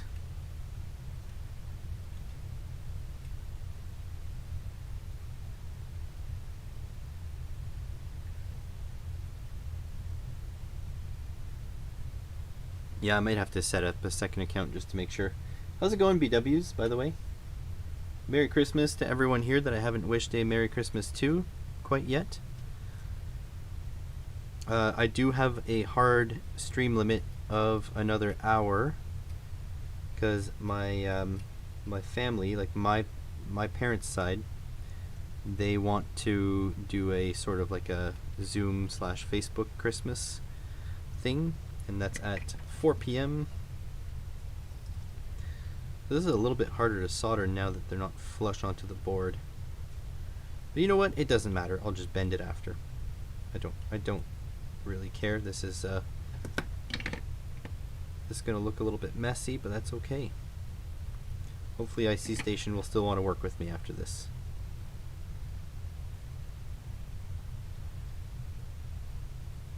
Okay, like so. And if we have time, I'm going to rescue these 4 LEDs and make them side mount.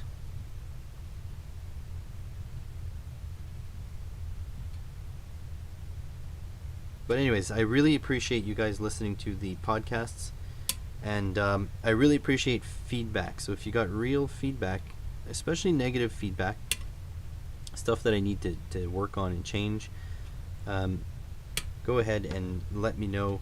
Be as brutal as you can, because yeah, I need to improve. Like, obviously looking to make this better. I don't think I want to stop doing the podcast ever. So yeah, anything that'll keep it going, you let me know. I get to chat with some pretty awesome people.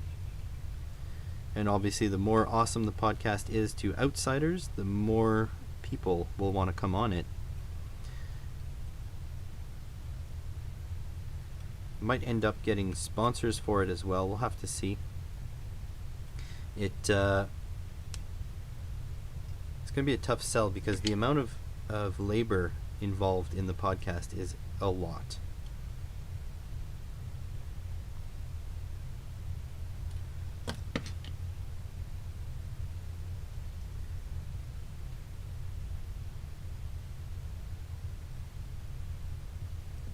Am I still in frame? Yeah, I'm sort of in frame.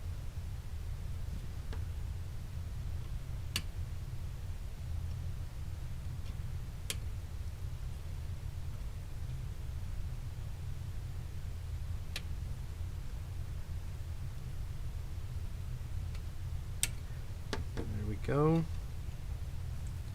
Start to run out of grabbing space here.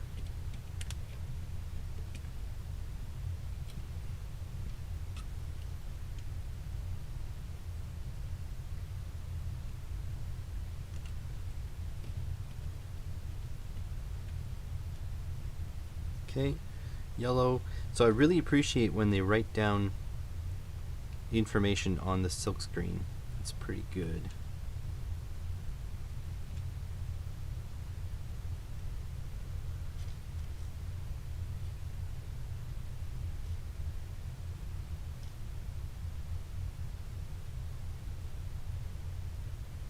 Yeah, you're completely right about that built over bot. But I guess my goal wouldn't be to make money, because I mean, let's face it. Until I get like I don't know, like 100,000 or more subscribers, the channel and the podcast will always stay cost. Like, it'll never be profitable. But the goal would be to make a little bit of money so that I could take that money and invest it into equipment.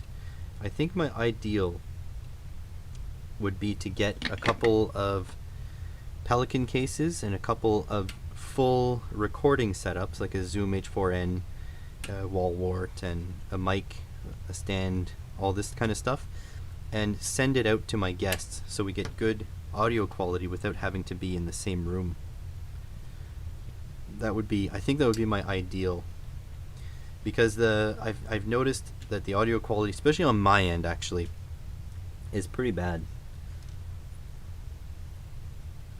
So when I do the processes, the noise reduction processes I need to do to make it sound reasonable, I lose a lot of quality of the audio already.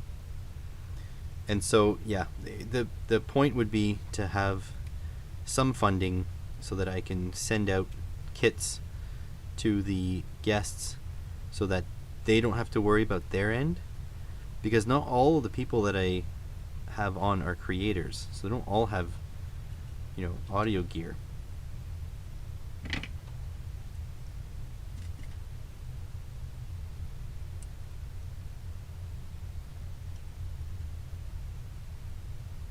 So it'd probably be like a dynamic XLR mic, an XLR board, a stand, and everything would be pre-configured so they can just set it up and go. But so we're talking about shipping about $1,000 worth of equipment on the low end, and then the shipping itself will be a couple $100. It's like $1,200 per, like for well, let's say about $1,000 to $1,200 of initial investment, and then I'll have to send it out to them. So every guest will cost a couple $100. So if I could be in a state where that doesn't cost me money, if I can be cost neutral with that and make a really high quality podcast out of it, then that would be the ideal, I think. And I think that's what I'd be looking for sponsors for. I know I'm not going to make money off this YouTube channel. It's not going to happen. I mean, it might happen, but it's not likely. So that would be the goal, would be to end up with a higher quality product without being out of pocket.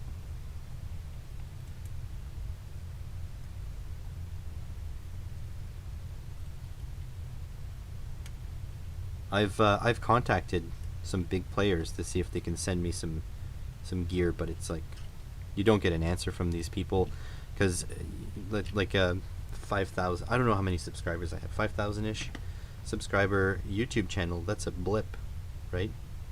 These companies are looking for like the Logan Paul levels of YouTube, or Mark Rober levels of YouTube, not this little DIY basement stuff.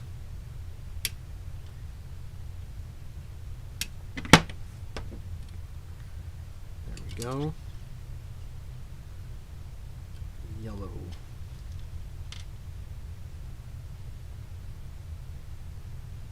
I wouldn't hide it from the wife. My wife is, I have to say, she's very encouraging. She believes in me a lot more than I believe in me. She thinks what I'm doing is awesome. She likes that I do it. She tells me to take days off when I'm not feeling, because I get a lot of anxiety around it. Like I said, asking people to come on is very difficult for me. So she's nothing but supportive. I wouldn't have to hide any of these costs from her.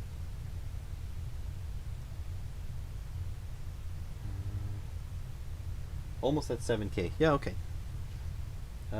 You try.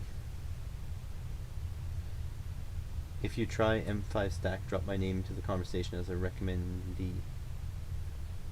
Yeah, well, yeah, that's fine.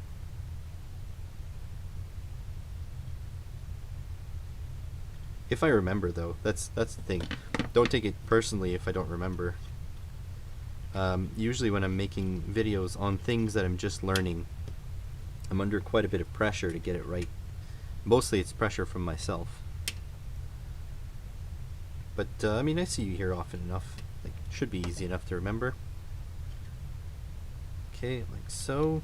And now we need red at the bottom here. Yeah, she understands a lot of it, for sure. And since we know she's not listening, or she's too busy to respond, she's actually like the most intelligent person I've ever met.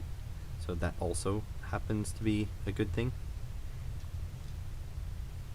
If she wasn't so busy, she's probably playing, either playing video games right now, or doing something productive, but either way she's not able to respond, or she's not listening. So if she was, she'd be coming into the comments and saying that's not true, but Trust me, it's true.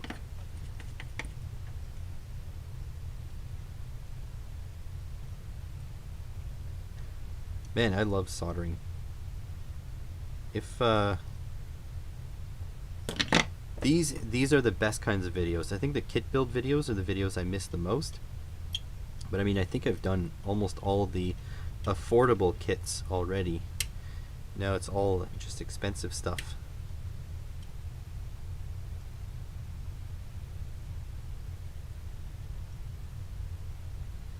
Yeah, MicroPython is coming to the channel. I can't say in which way because it's still a secret, but I will be learning MicroPython slowly and surely. So you guys better be tuned in for that. Not this switch. This switch? Yeah, this switch.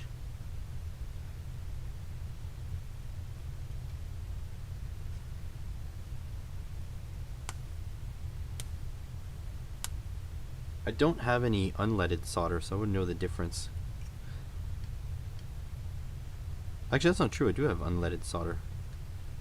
It's absolutely trash.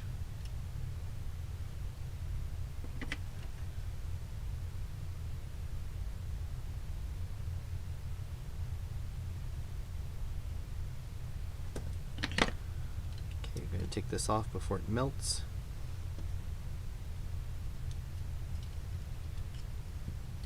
Let's do the ground plane.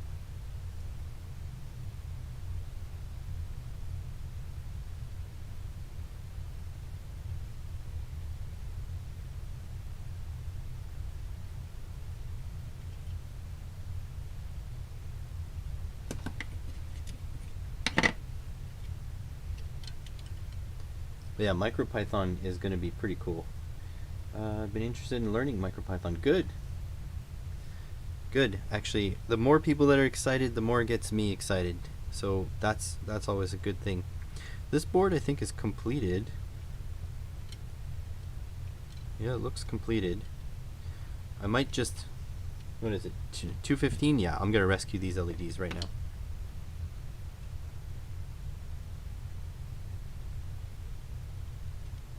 Why did I bend the pins so far over?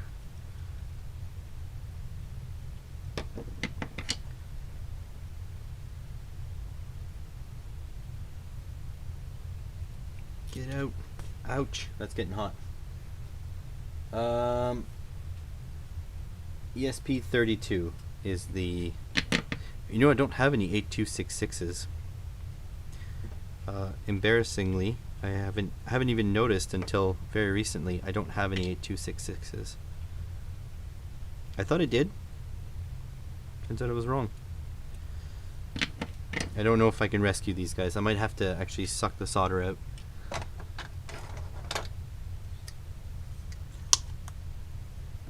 So yeah, they're ESP32 boards.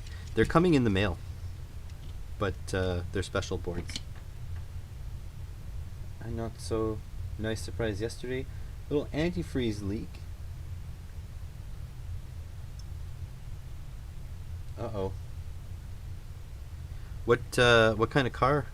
VWs?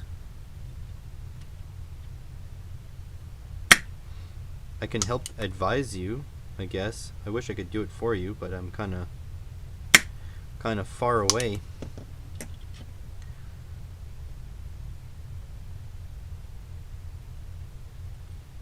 This is the pin that's all bent.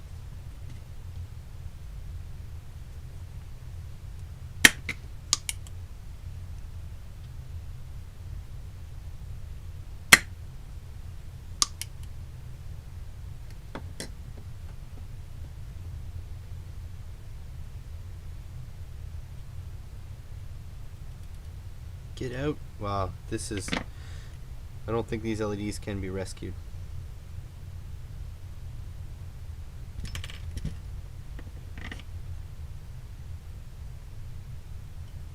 No. Okay, I'll continue the rest. If I need to try to rescue these, I'll do them at the end.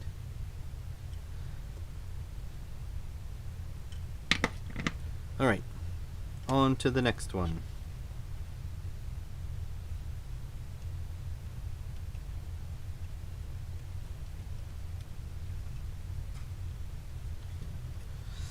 There we go. That's one. You can do this other one.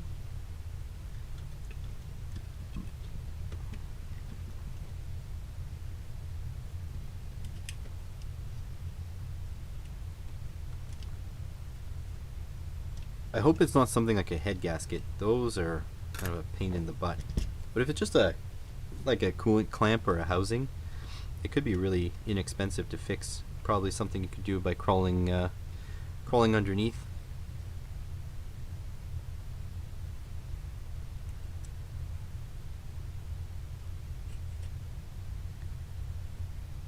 Okay, get this one up like that.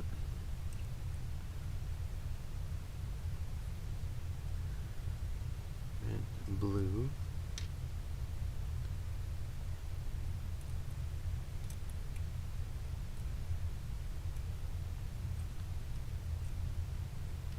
Another blue here, like so.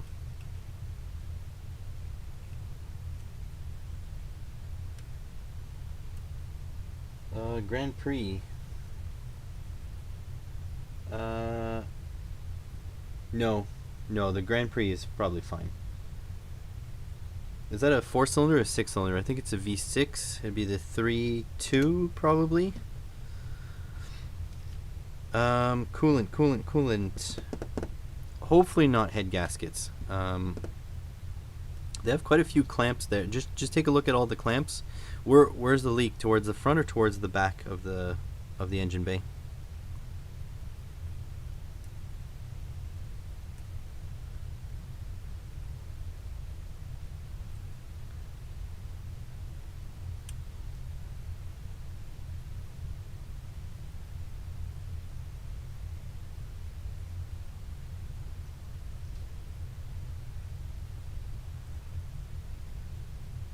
I would say the easiest way to home bleed the coolant system would just be to leave the rad cap off.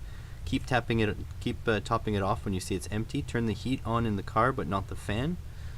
And lift the front end up as high as you can safely go. V6. Yeah, I think you should be okay. I would say it's very likely a clamp. There's a lot of coolant, rubber coolant passages on that engine. So take a look above the transmission. If you look behind the engine, take a look there. There should be a couple lines going to the heater core, like to the firewall. Take a look at those clamps, see if they're all rusted. Maybe it's just a mechanical gear clamp that you can just replace.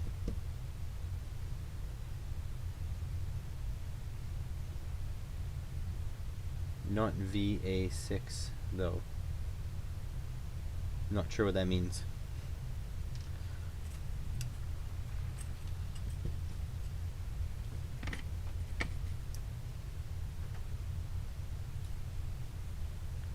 Maybe not a V6.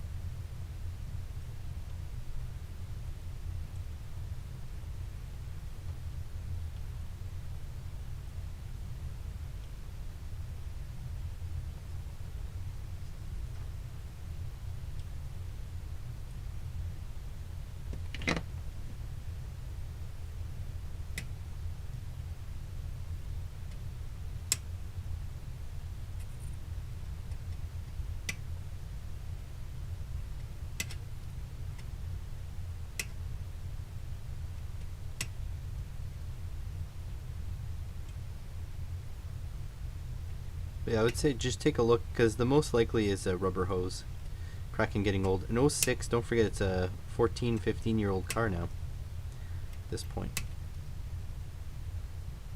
So it's a good place to start. Around by the firewall, usually it's the hardest place to see.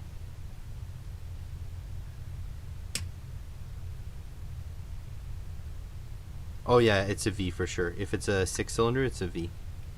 GM, yeah, definitely. I don't think GM makes inline 6s.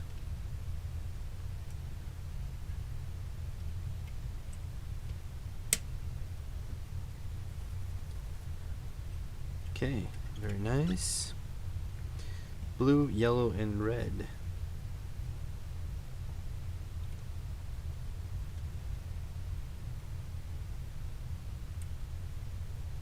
Those engines are cool because if you take off the 2 torque mounts in the front that go to the rad support, you can crank the engine all the way forward so that the back head is facing straight up, and all the way back so that the front head is facing straight up. Pretty interesting mounting system they've got going on there.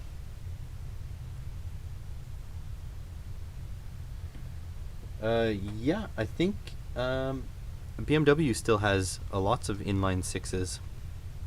The new Toyota Supra, which is basically a BMW Z4, and the BMW Z4 definitely have inline 6s.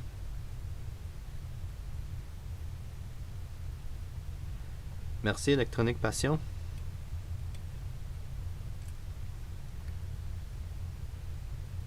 Si tu veux me faire une faveur, Électronique, va te chercher un jambon beurre dans mon honneur. Si je serais là, c'est ça qu'est-ce que j'aimerais avoir. That's if your stores aren't closed.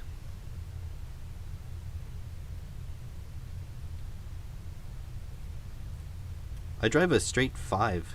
That's an odd engine, an inline 5.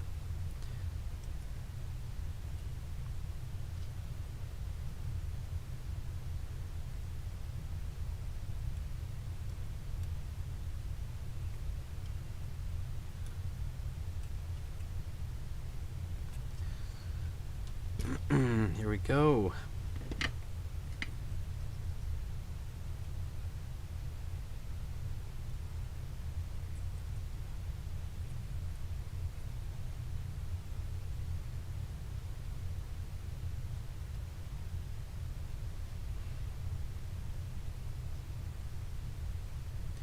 Yeah, I'm not sure. Does Volvo make straight 6s? Because my car's a straight 5. Mercedes, I would believe. Because I thought Volvo uses Vs now with the twin turbos.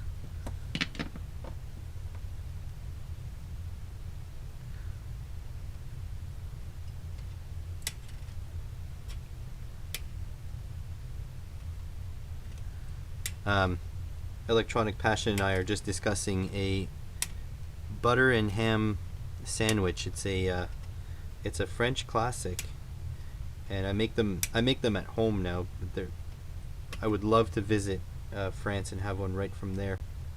It's basically a baguette, and they put butter and ham, and I'm not sure, I think it's just those two, but it's just so good.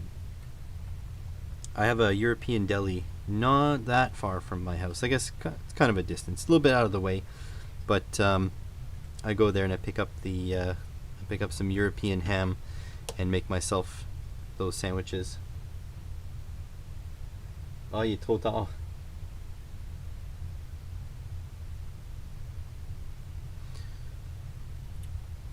It's like 8:30 in France right now. They're 6 hours. I think CET is 6 hours ahead of us. Ahead of me. I'm in Eastern time.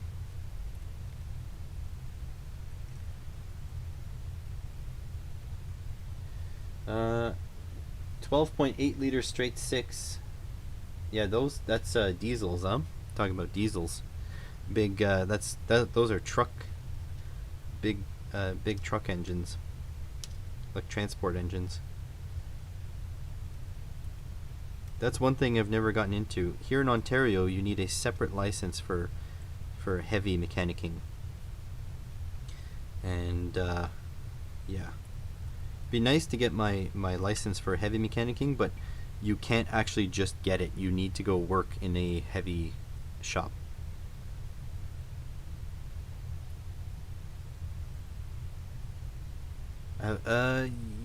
J'ai une coupe de transistors. Celui-ci vient de icstation.com. Donc, je pense que c'est les autres qui ont créé le dessin pour ça. Yeah, no, you're right. It's still a straight 6 for sure.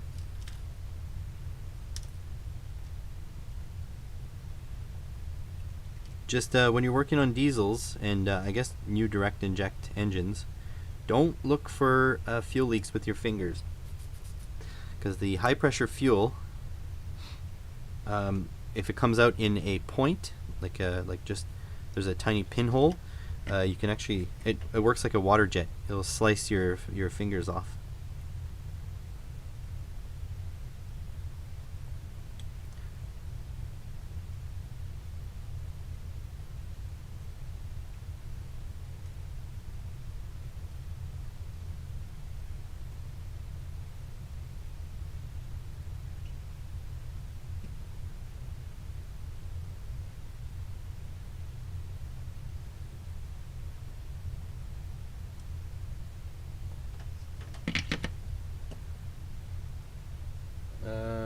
Oh oui, il y a un circuit intégré. Je sais pas c'est quoi. I don't know what the integrated circuit is. It is LM3915N. So if someone can look that up.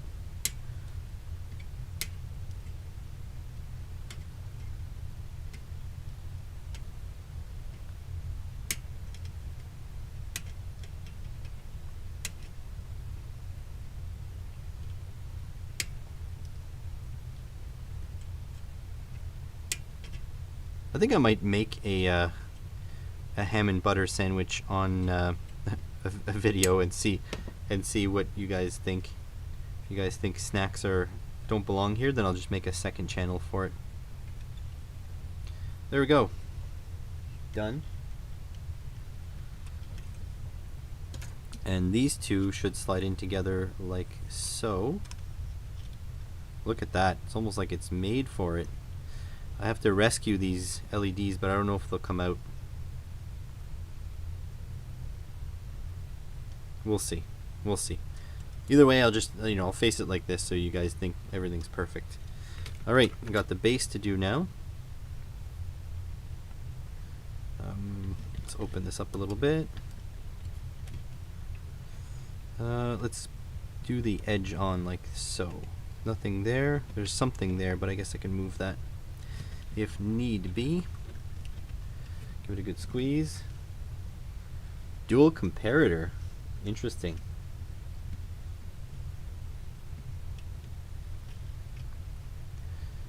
Okay, so got a little variable resistor here. 50K. That is a 503. That's 50 with 3 zeros. That's 50,000. That is it. Might need to do some resistors because they're very small.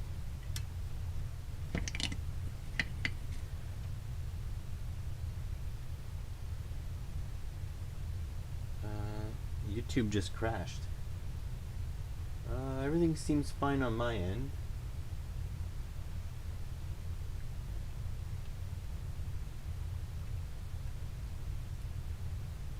YouTube is a big entity though.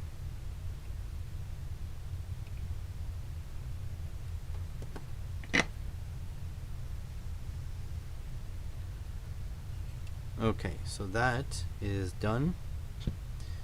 I'm gonna have a hard time reading these little resistors here, but I guess it's about that time. So we have only three of a different kind.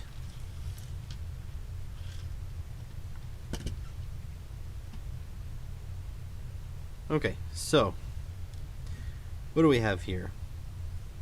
That looks like brown, black, orange.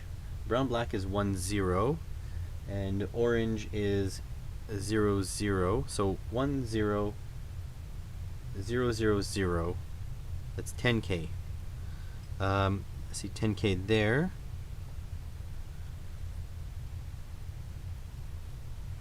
So we'll put this guy in here. 10K there.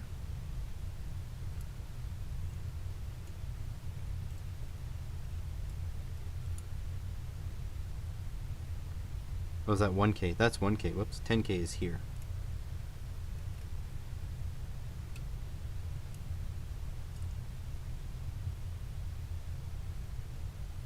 Okay, 10K over here.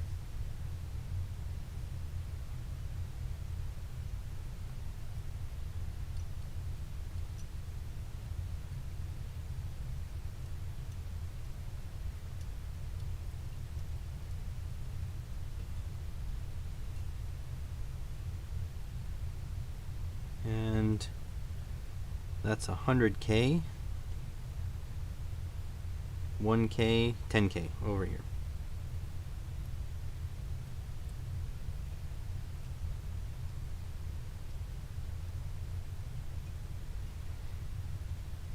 Okay, flip these guys around.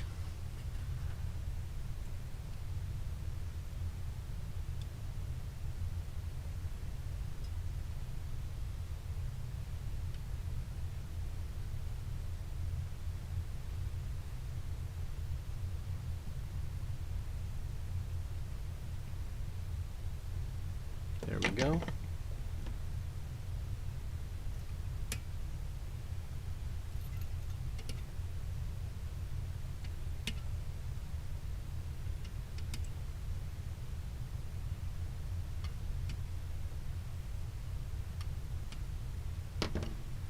Okay, next up I have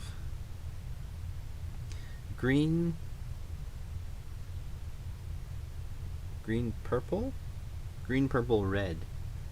Green is 5, purple is 7, so 5, 7? Is it possible? I don't think so.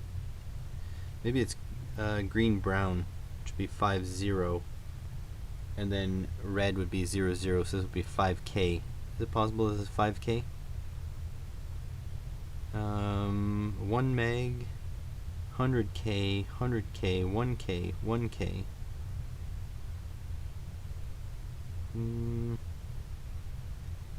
Don't see it.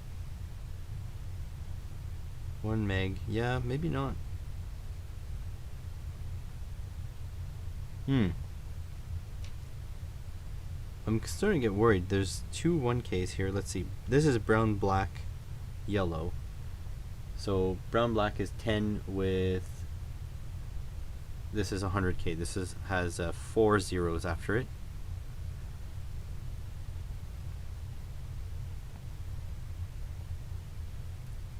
So I can do 100K in there.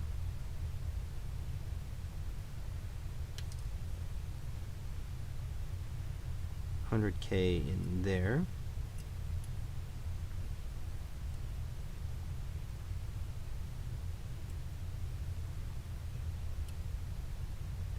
Okay, now I have... Oh, I have a few more resistors I didn't notice here.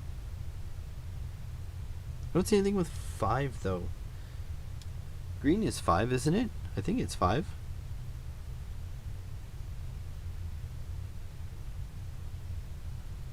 I really don't see anything with 5.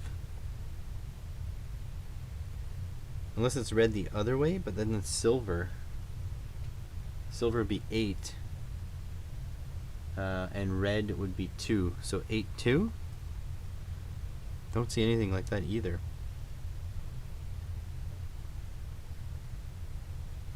Odd. This one here, we have brown, red. Is that brown? Yeah, 1, 2. And orange is 0, 0, 0. So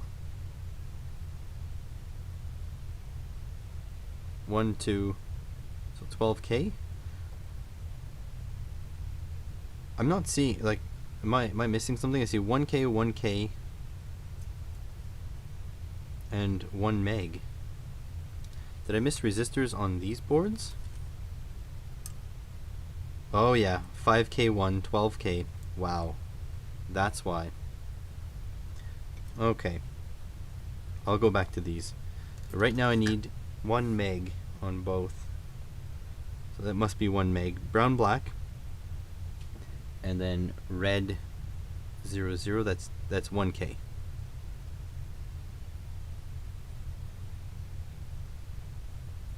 So it's just me because I missed the fact that I had resistors on the other board to install.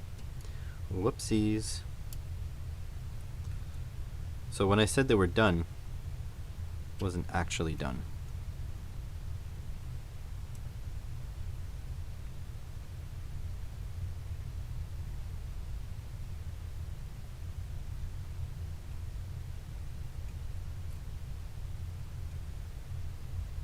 Okay. And 1 meg. Brown, black, and green. Brown, black is 10, and green is 100K, 5 zeros. That's 1 meg. So that's this guy.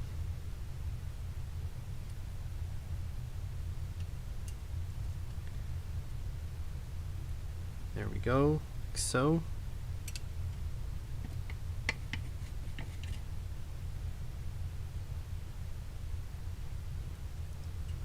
Yeah, you made.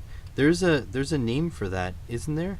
There was a famous person that was in charge of, or there was a person in charge of a famous company, and when his engineers would bring him a design, he would start lopping parts off until it stopped working.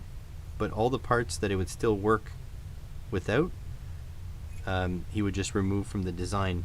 And so there's something named after him for having done that, the process of lopping off the extra parts. But I don't remember what it's called. No. I'm pretty sure I heard of it from Dave Jones. He's a wealth of information on electronics engineering.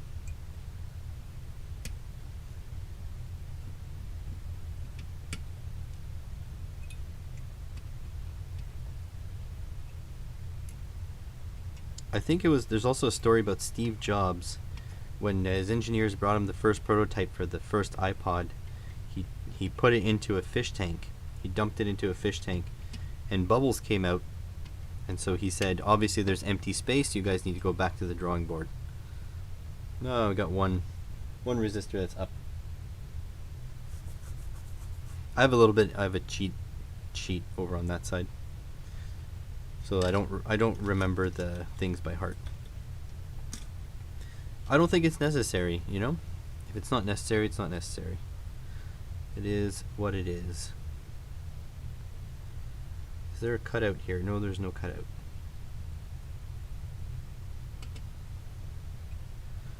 Okay, that'll need some blue tack to hold it down. Munsing. Is that what it's called? Munsing?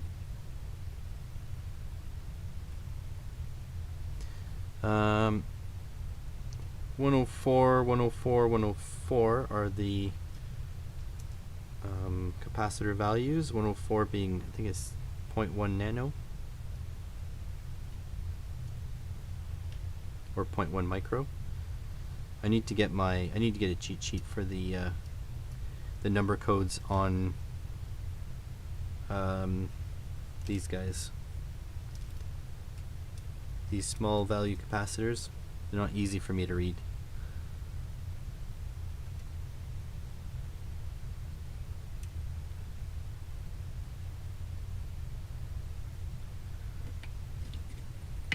Yep, Munsing. Okay. There we go. What company? Do you know what company he was in charge of?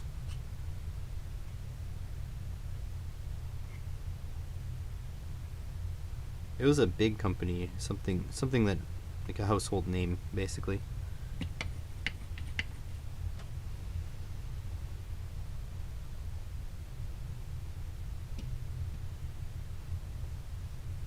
I'd be going the other direction. I usually put extra stuff in. To me, like, I'm not producing anything, right? So if parts are like a couple cents more, just put extra parts in. If it makes it better in any way, it needs to be in.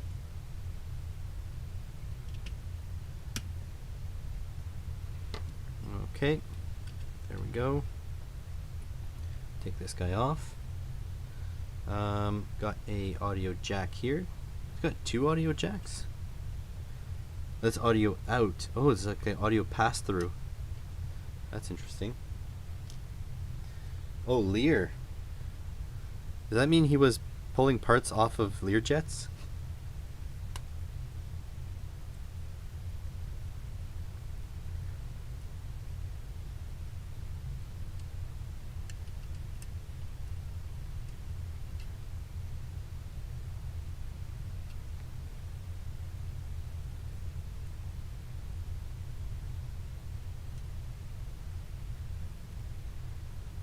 By the way, for those of you who like the podcast, if you guys have anybody interesting you want to listen to or get interviewed by me on the podcast, go pester them.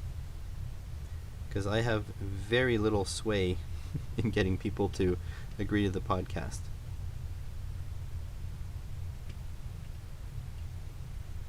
I'll interview anybody. I think lots of people are interesting and they just need a little bit of a long form like the podcast to let their information go. Oh, okay, TV and domestic electronics, that makes more sense. I thought Lear like a Lear jet, isn't that the Lear company?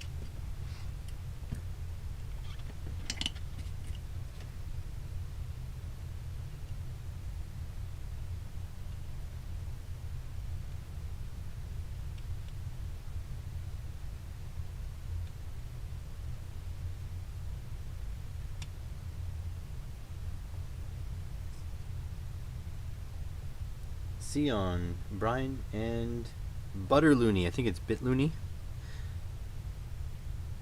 Yeah, Sion. Definitely, that'd be great. Have to go bother him.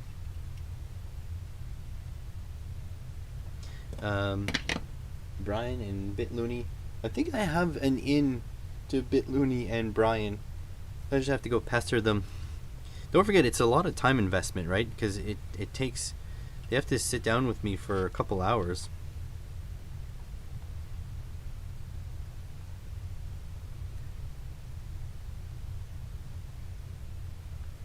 Interesting, the jet from Muntz Automotive. But David Watts came into the live stream the other day. So I would say that the odds of David Watts doing a podcast have increased.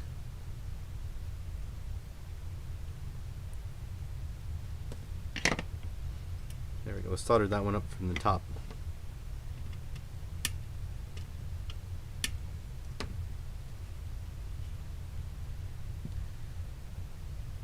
S8050 transistor. S8050.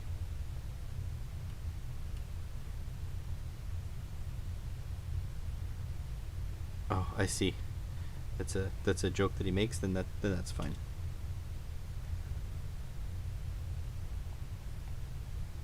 Another transistor, S8050. I guess it's the only 2 transistors come with it. That's good. Small cap, 1 microfarad. 1 microfarad. Like so.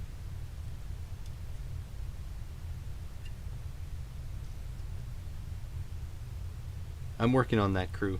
They seem to be friendly with each other. I'm working on it. Min Bitlooney's Discord. Bitlooney? No, Brian Locks.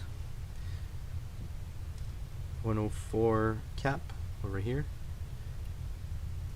I was in his live stream the other day, but I had to go help my wife with some technical issues with her stream, so it was time well invested. But gotta pester Big Clive too, that would be awesome.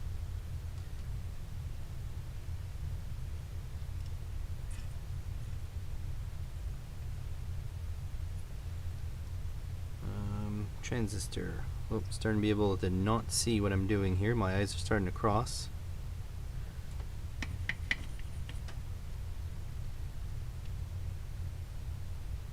My ideal would be to get Adam Savage on board. That would be awesome. I think it would just shut down the podcast. Can't get any better than that.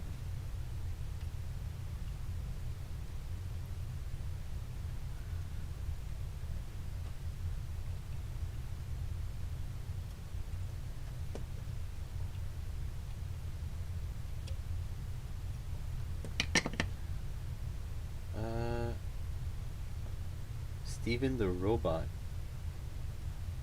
Steven the Robot. Not sure who that is.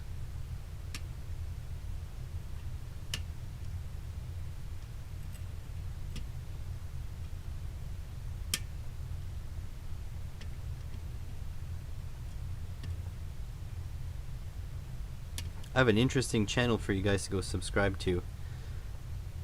But this person didn't approve the podcast, so I don't want to tell you who it is, because if basically the deal is if they don't approve the podcast, I don't want anybody going harassing them like, why didn't you approve the podcast and stuff like that.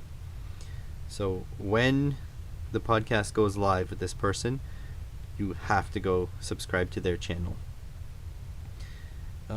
Which one is positive? I don't know if it matters. It's a microphone. Should be AC, right?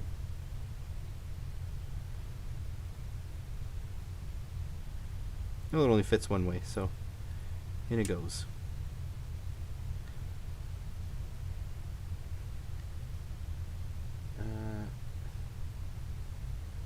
But he's making a pick and place machine. Okay. Liz, or whichever Liz personality online. Which? Okay, well, you like if you want to compile a list for me, that'd be great. Or you can reach out to them and have them reach out to me, because that would be easy also.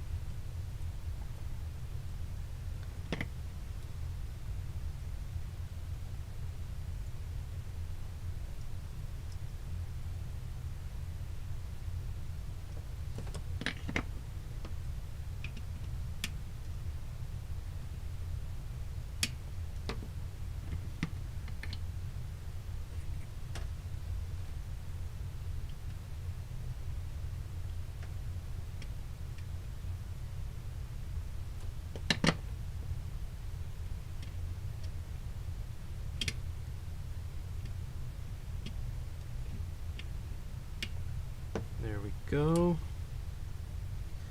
Alright. DC in. This little 3-wire junction here.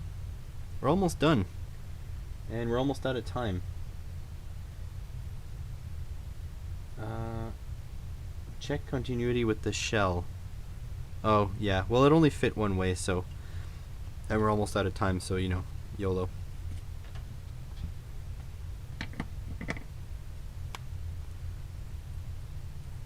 I have a little bit of grace time I can use, but not a lot.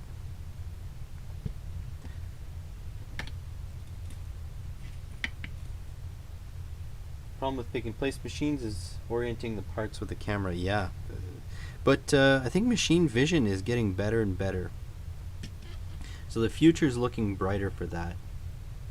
What's great is that before the XY systems were really expensive, now the XY systems are extremely cheap. So that's a good sign. Like, things are getting progressively cheaper. There's a little spot for hooking up wires. That's okay. Now, got to do these 2 resistors on here. I can do them freehand, I think. So 12K. So that was that weird one. Yeah, 12K is this one here.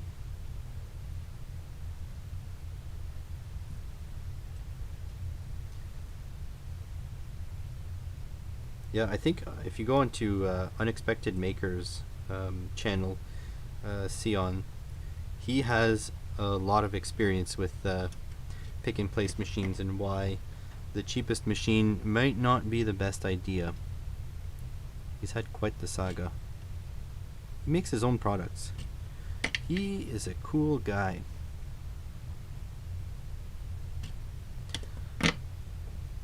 M5 stack. I make a camera called the Stick V, designed just for that purpose.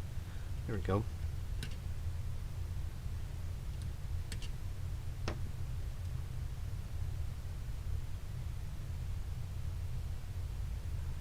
So I could not rescue these lights.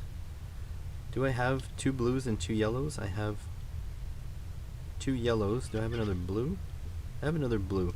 So I can solder them onto the back there if I wanted to.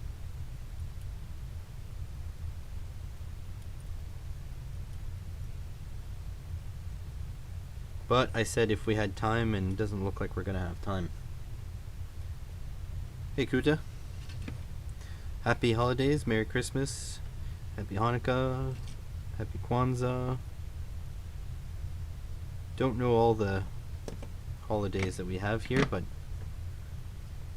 whatever it is you are celebrating, I hope you're having a good time of it. Okay, so now I'm gonna put these guys together.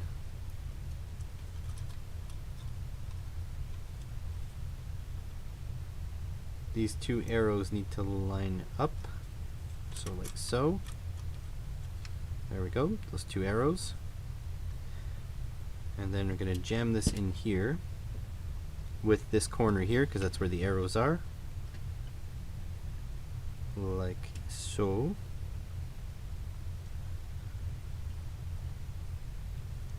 Just gonna make sure that this is all lined up. 2 with 2, yeah, that's good. And this side here.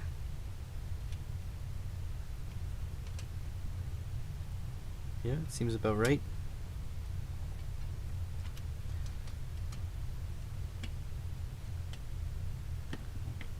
Okay, gonna do. Wow, this is gonna be hard. The Great Spaghetti Monster. Oh, I did, yeah. Forgot the flying. It's a flying spaghetti monster, right?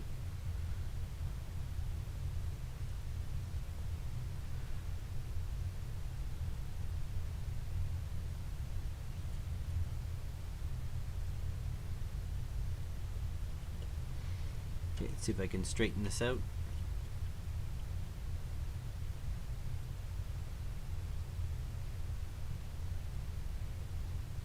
There we go. I'm going to tack this corner too.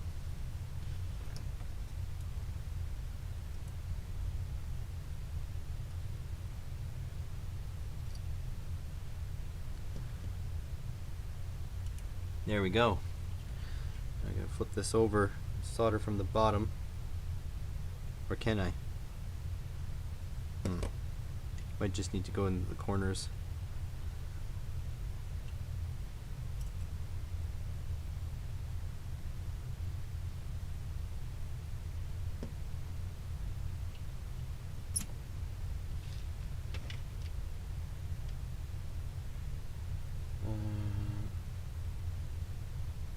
You hauled in the UK this year?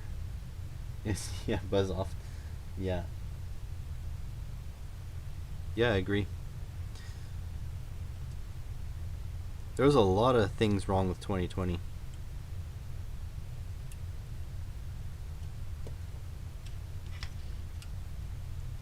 Which is, it's a little weird to say, but 2020 was a decent year for me. The channel grew, the podcast is going. I got more work at the college than I usually do.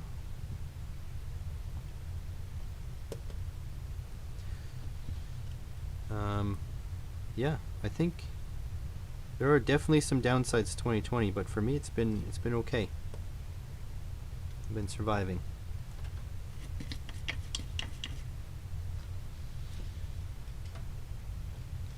The flying spaghetti monster is a response to people that say that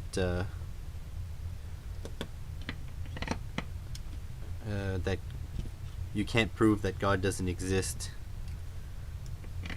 therefore he must exist. And the flying spaghetti monster is like the I think it was Richard Dawkins used that as an example. He said you can't prove that there isn't a flying spaghetti monster, therefore there must be.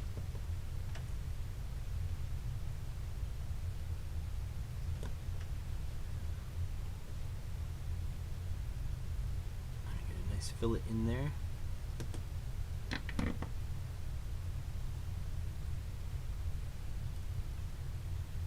No, None on this side. Some on this side.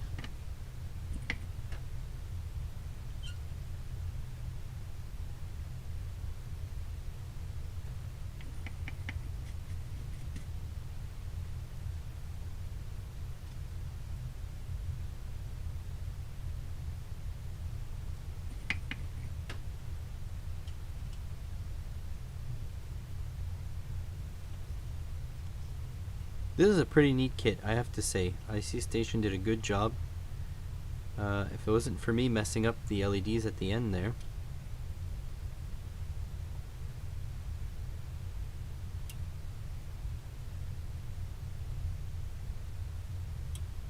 And one more at the point up here. There we go. That's pretty cool. You got the battery box to install as well.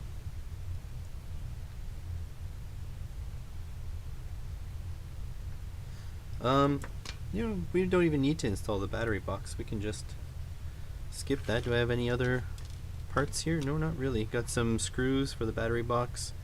Not too concerned about for now. We just do that off camera, but there is a USB slot here.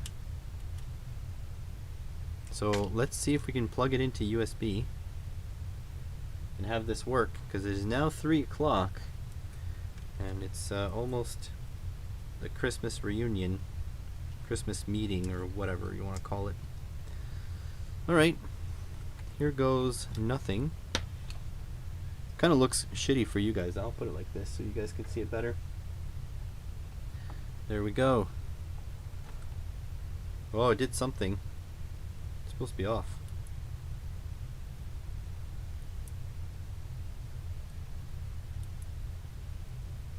I don't know if I fried it, ladies and gentlemen.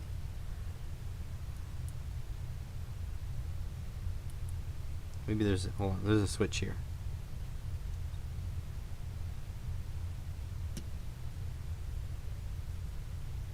Uh-oh.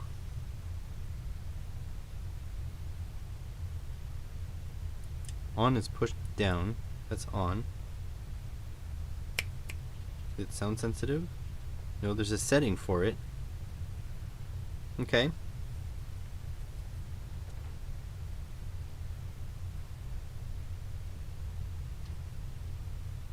Let's see.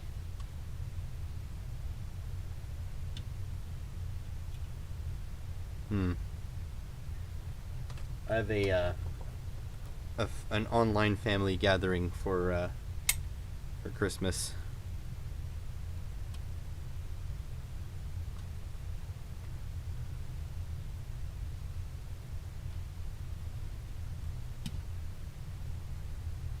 Yeah, you're right, BWs. You're right. Okay, let's see if we can reflow these joints here.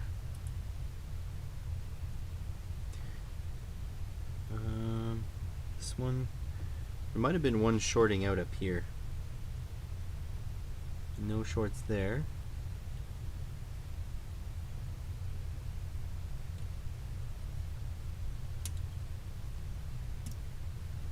Okay, okay. No capacitors blew up on me. That's a good sign.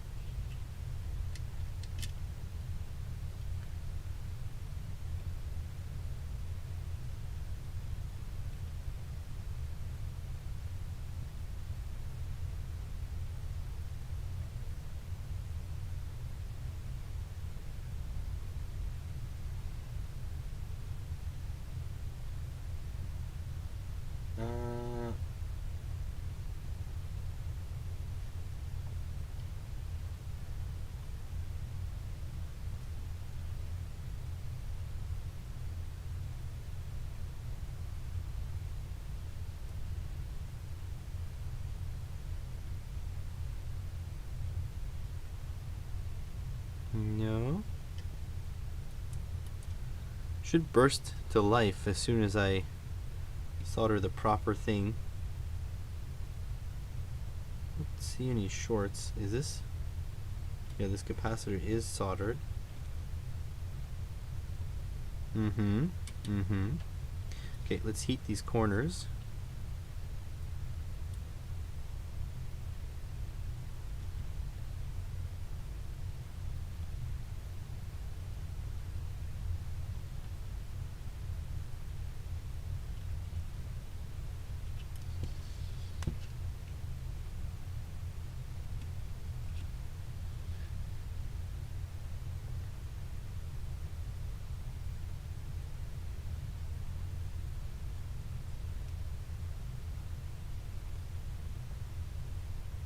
No, no solder here. Did I forget? I forgot a corner. Let me just turn up the light for you guys to see. There we go. Down in this corner here.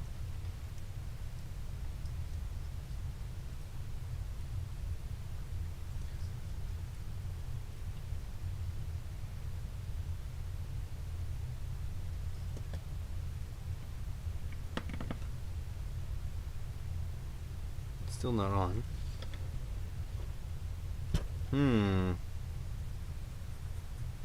Maybe we'll try battery voltage. How about that?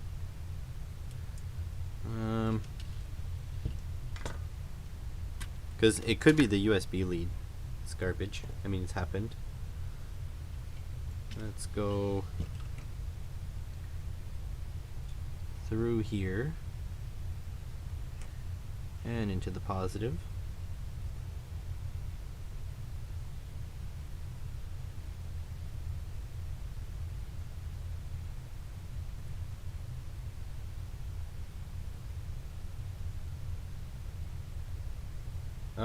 I didn't put, I don't think so. I could have.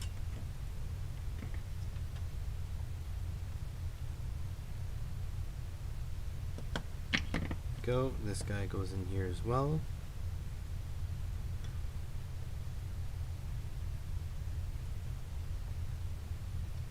And I'm sure this is not IC Station's fault. This is probably my fault.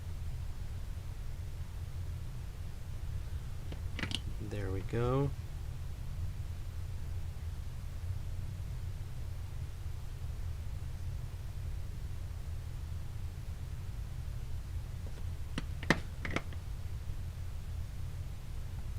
Okay, so now positive and negative. We're going to give this 4.5 volts. So negative is over here. Positive is over, oh, this 8 volts on this. Going to lower that down.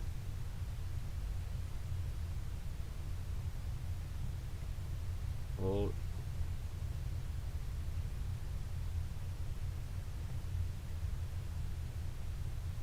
The 4.5 volts. There we go.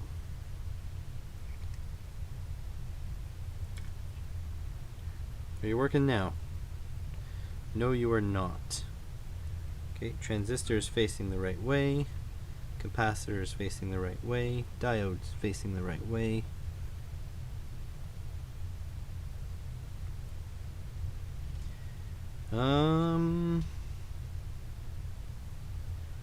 Okay. Just out of curiosity, what happens if I do this? Okay, those work. So if I put positive, negative on these, that works. So then what is the issue? How about I try putting positive, negative on here? Okay. Was the switch off? Let's see if the switch... Ah, the switch was not on. Okay.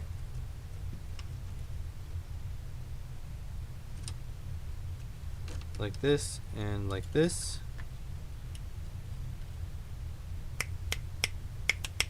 Okay, it's on sound recognition mode. That's what's going on.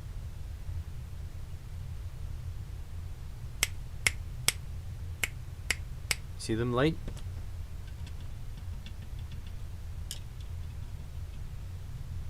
Okay. What happens if I flip it this way?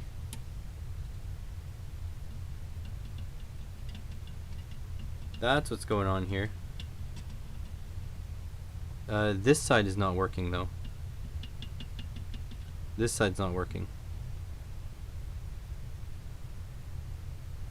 That's the audio one here. Oh, I think this one responds, so this one responds to the mic and this one responds to the audio. Let's see.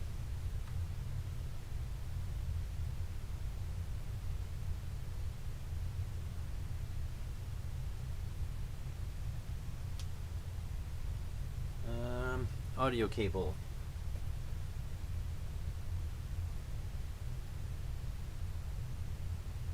don't have one immediately available. Oh wait, derp. Okay, grab YouTube.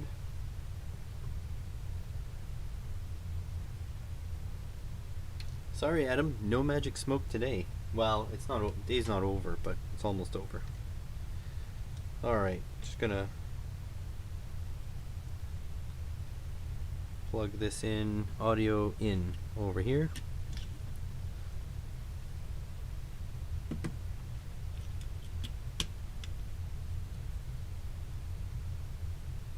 Let's see.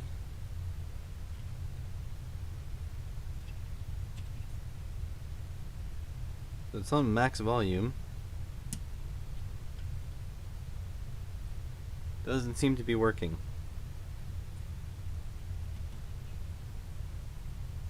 Oh. There we go. That's working. These aren't working.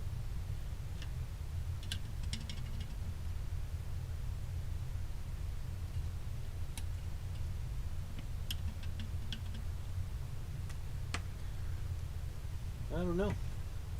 I don't know what's going on here.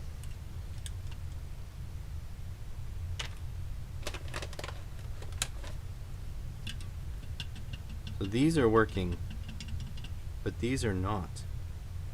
Those are soldered in. Oh, I'm missing 2 solder joints there. That might be important.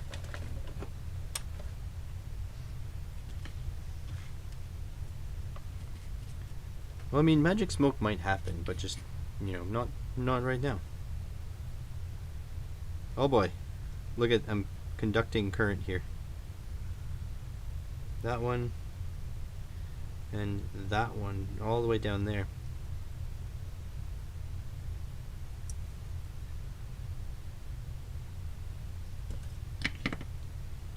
So, is this working now? There we go. It's working. And flip it down this way. So this is this only sound control? I kind of wish it was. There we go. I kind of wish it was just had an option to flip it on as well. There's this switch and this switch. That's off, that's on. Definitely works. It definitely works. I just, yeah, hey, hello, you can hear me. Yeah, I just wish there was a way to turn it on full time. I just want it on all the time, but yeah, if I...